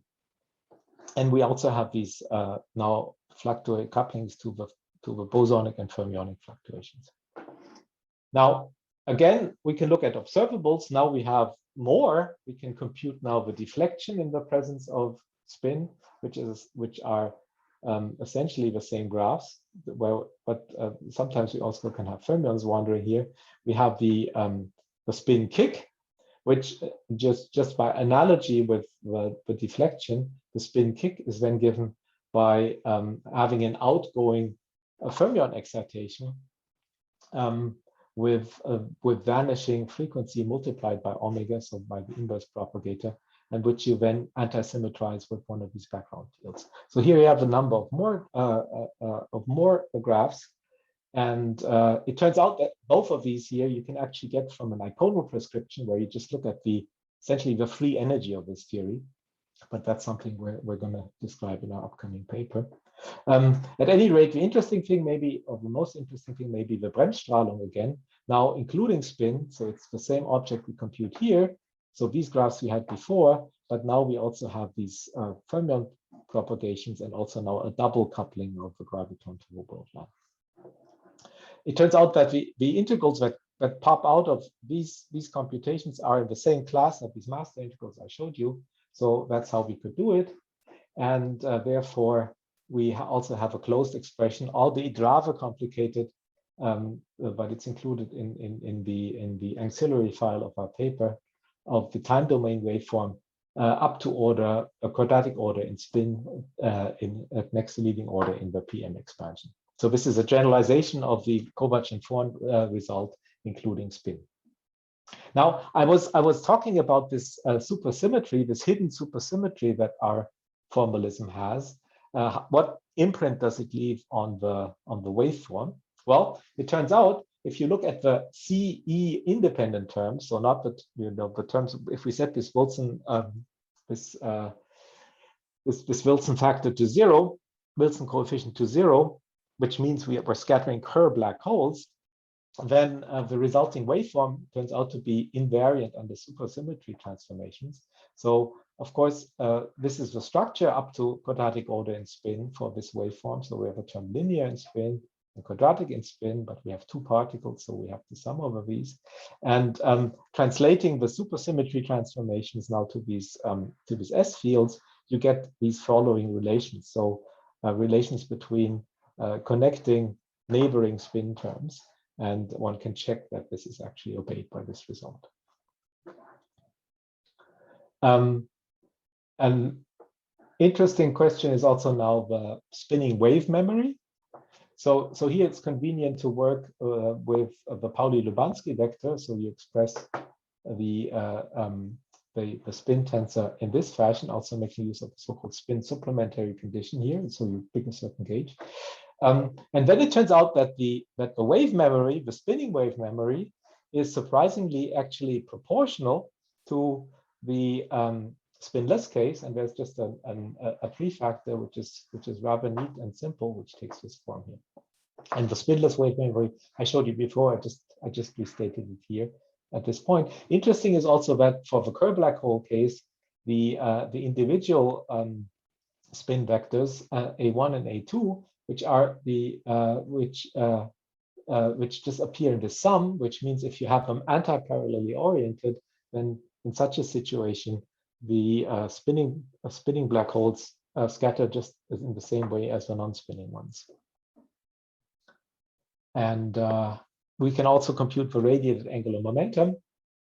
This goes building the spinless result was presented by Damour last year, and we reproduced it in our formalism. So this is based on this particular formula for where you use the waveform in order to compute the radiated angular momentum JRJ.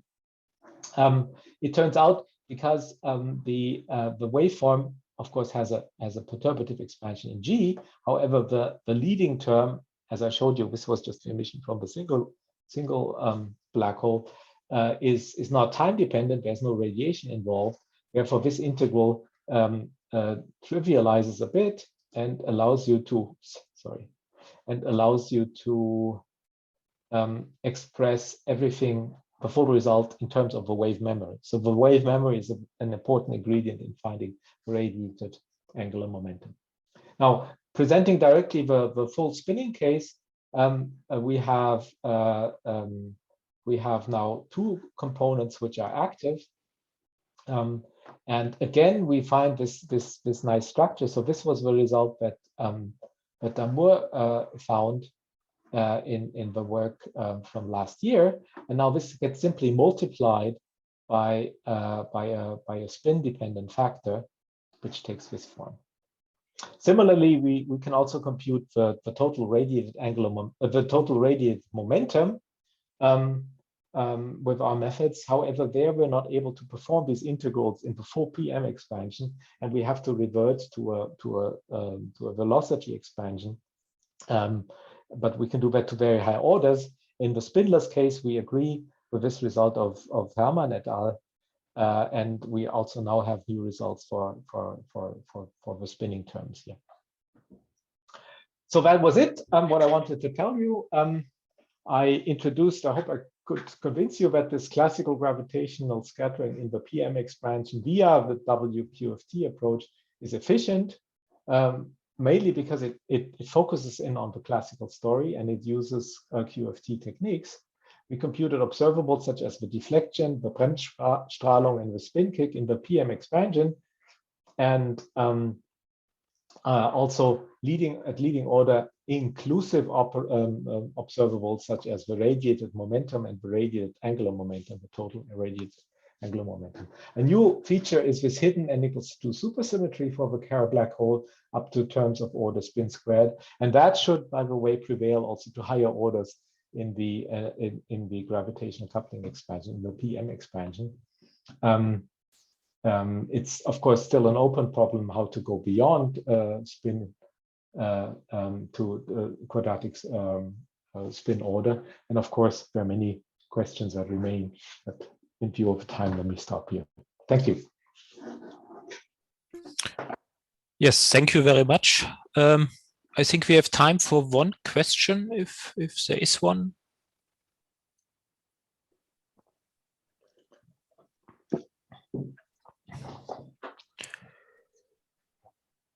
No question, no comment. I don't see anything, any hand raised, anything in the chat. So, okay, then. Maybe I can ask a question. Yes, please. In your conclusions, point 1, you said, I hope I convince you that borderline QFT is an efficient way, blah, blah, blah, and so on.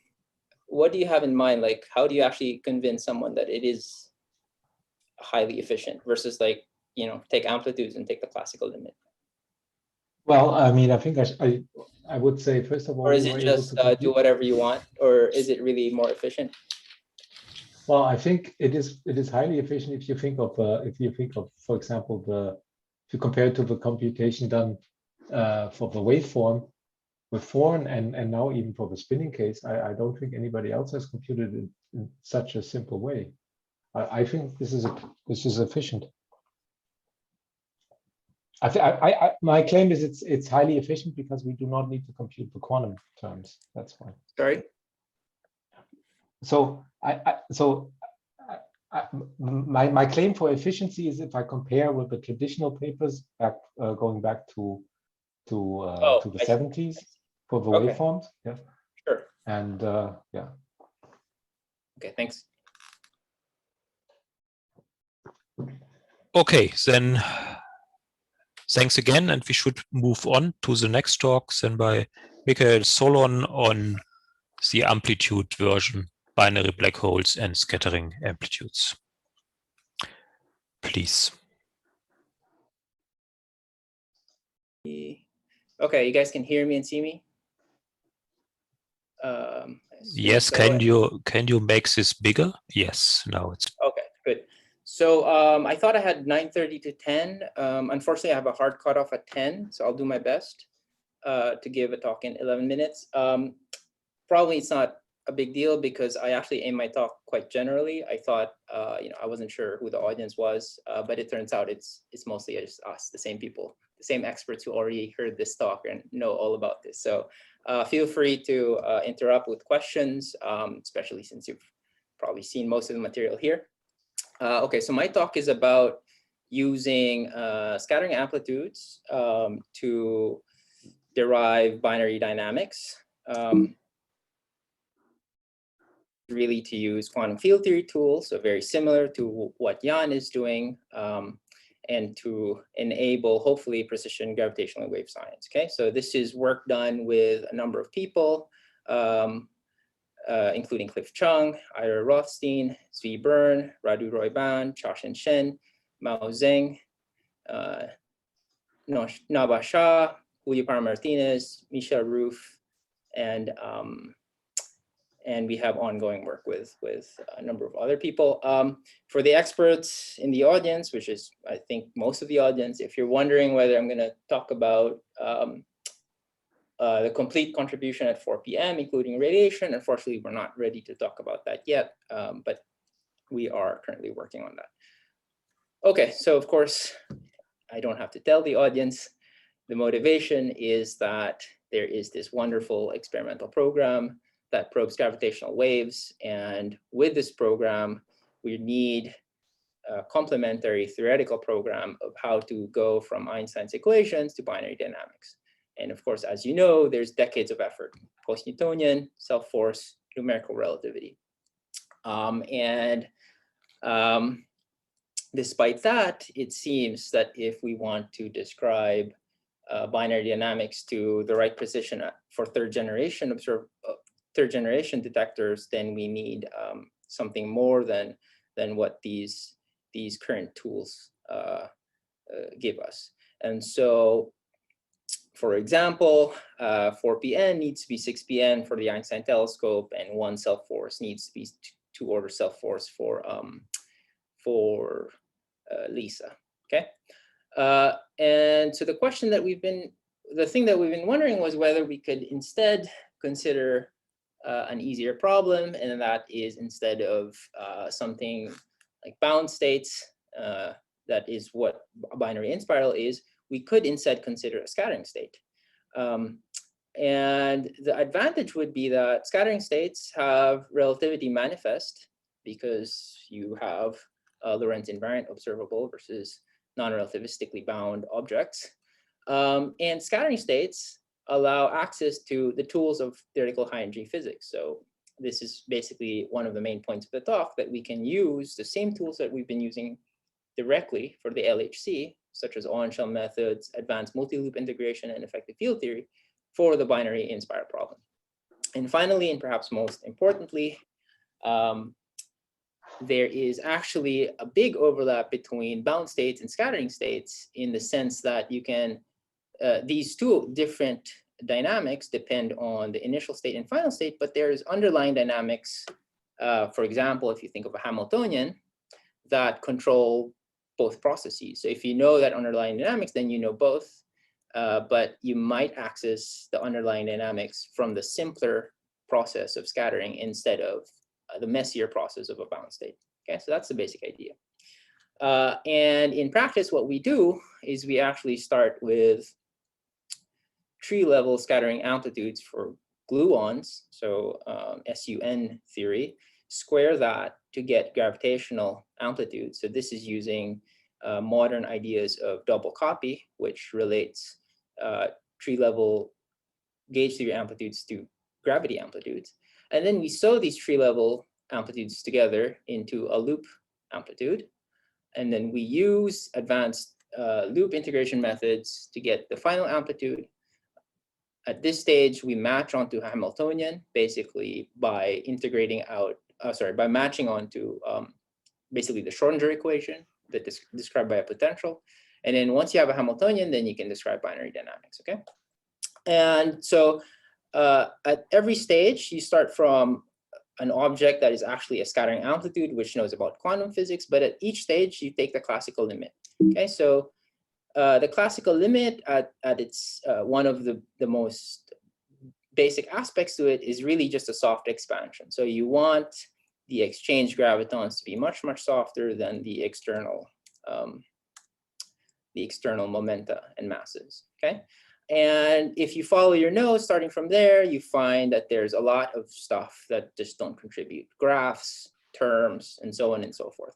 I won't go into it, but you can refine this further by specializing soft into radiation and also potential, okay? Following the pioneering work of Walter Goldberger and Ira Rothstein called NRGR, okay? So does it work? Do we actually derive anything useful from scattering amplitudes for the binary inspire problem? And the answer is yes. And so here is a map of perturbation theory for potential modes. So conservative dynamics in the near zone. Here are factors of Newton's constant g, and here are factors of velocity squared. Okay, so current state of the art that's completely known is 4pn, described by this triangle right here. So this is 0pn, what Newton computed. This is 1pn. So the pn corrections go as diagonal, and so this is 4pn.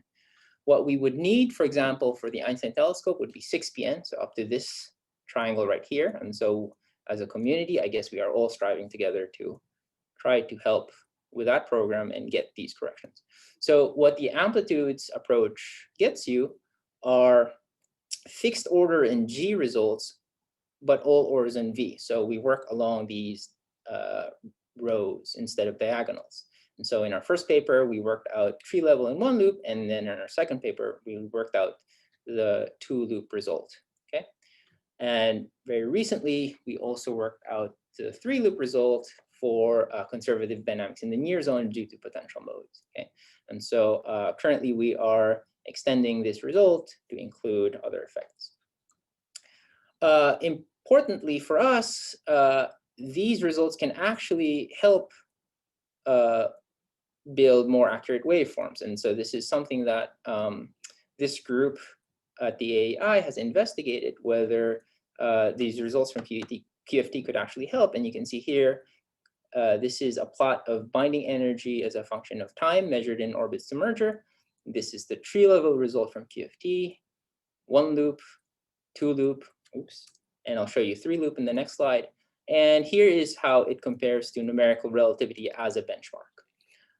It's not quite as good as this EOB model, which has in it inputs from all sorts of sources of information. But one thing that's interesting that they note is you can actually also use these QFT outputs as an input to EOB. So EOB is sort of this phenomenological model that's a catch-all, and you can input information to it. And if you plug in the QFT result, well, it improves EOB, as you can see here by the dashed purple.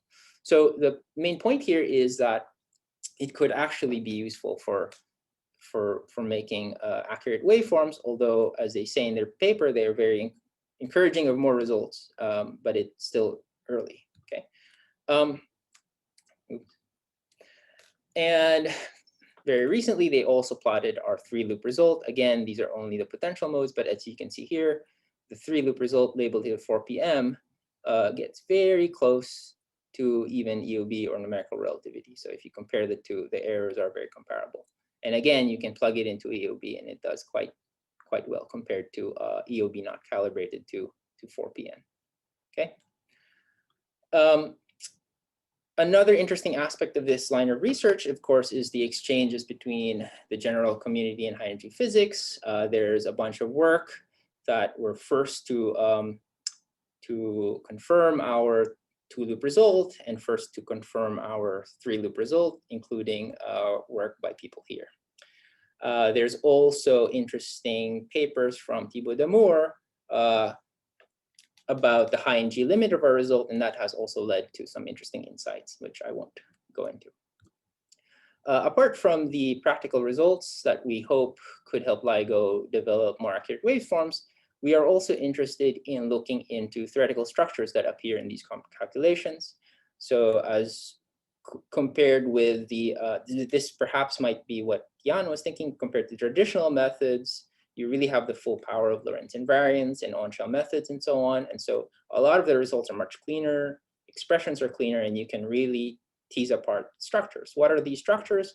For one, you can look at, for example, the high energy behavior, okay, which links to radiation. And perhaps you can think of this single log as the single term in a square, which would relate to the Regge limit. You can also look at results and glean this exponentiation relation, which relates the classical amplitude and the radial action. Okay, so I'm just giving you some examples of the interesting theoretical structures that we've encountered. Finally, the amplitudes also cleanly display a simple mass dependence, which implies that certain amplitudes are completely controlled by zero self-force results or self-force results at a particular order. So the tree level and one loop amplitudes are completely controlled by Schwarzschild, while the two loop and three loop amplitudes are completely controlled by one order self-force results. And this has been essentially one of the main ingredients in this powerful tutti frutti method by Bini, Damour, and Geraleko. Okay, and second order self-force would be interesting to probe using amplitude if we can compute the 4-loop and 5-loop results. Okay, so let me end there. So actually, not too bad. I need to go in a bit, but let me just summarize. Gravitational wave science has opened up a new direction in theoretical high energy physics. And in my opinion, this binary inspired problem really has the hallmarks of a great problem in theoretical high energy physics, as we've seen previously. First, we get to do these fun calculations using quantum field theory. Second, we get to investigate this new theoretical landscape, which is classical limits of amplitudes and their connection to things like world lines, as we just heard. And finally, it is really strongly motivated by this compelling experimental program. Okay, as you've seen, the talk was very broad. I've only touched upon a very small subset of results. Now this program has exploded. There are results for spin, tidal effects, radiation, and so on that I wasn't able to talk about, but happy to take questions at this point. Thanks. Yeah, thank you very much. Sorry for running late, but we could have easily switched your talk to with the previous one if you had. Oh, no worries. So. I was just going by the schedule. It was 9:30. Yeah, but and your talk was originally in half an hour later anyway. So okay. Anyway, sorry for that, but no can't worries, be helped. Just one comment. I mean, if you this comparison between between PN and PM, I mean 5 PN potential is done. Okay. I mean, so on the slide you compare your 4 PM only the potential region to the rest, and in that sense, 5 PN is completely done. I mean, in this one, 5 PN is done. Okay. Good. I mean, on this plane, 5 PN is done. Absolutely. Thank you. So I mean, okay. Thanks for that so correction. That was my. So 5 PN is done. Yeah. Good point. So that was my complaint. Now, any other questions? Brief questions, because he has to run away. Anybody? Hurry up.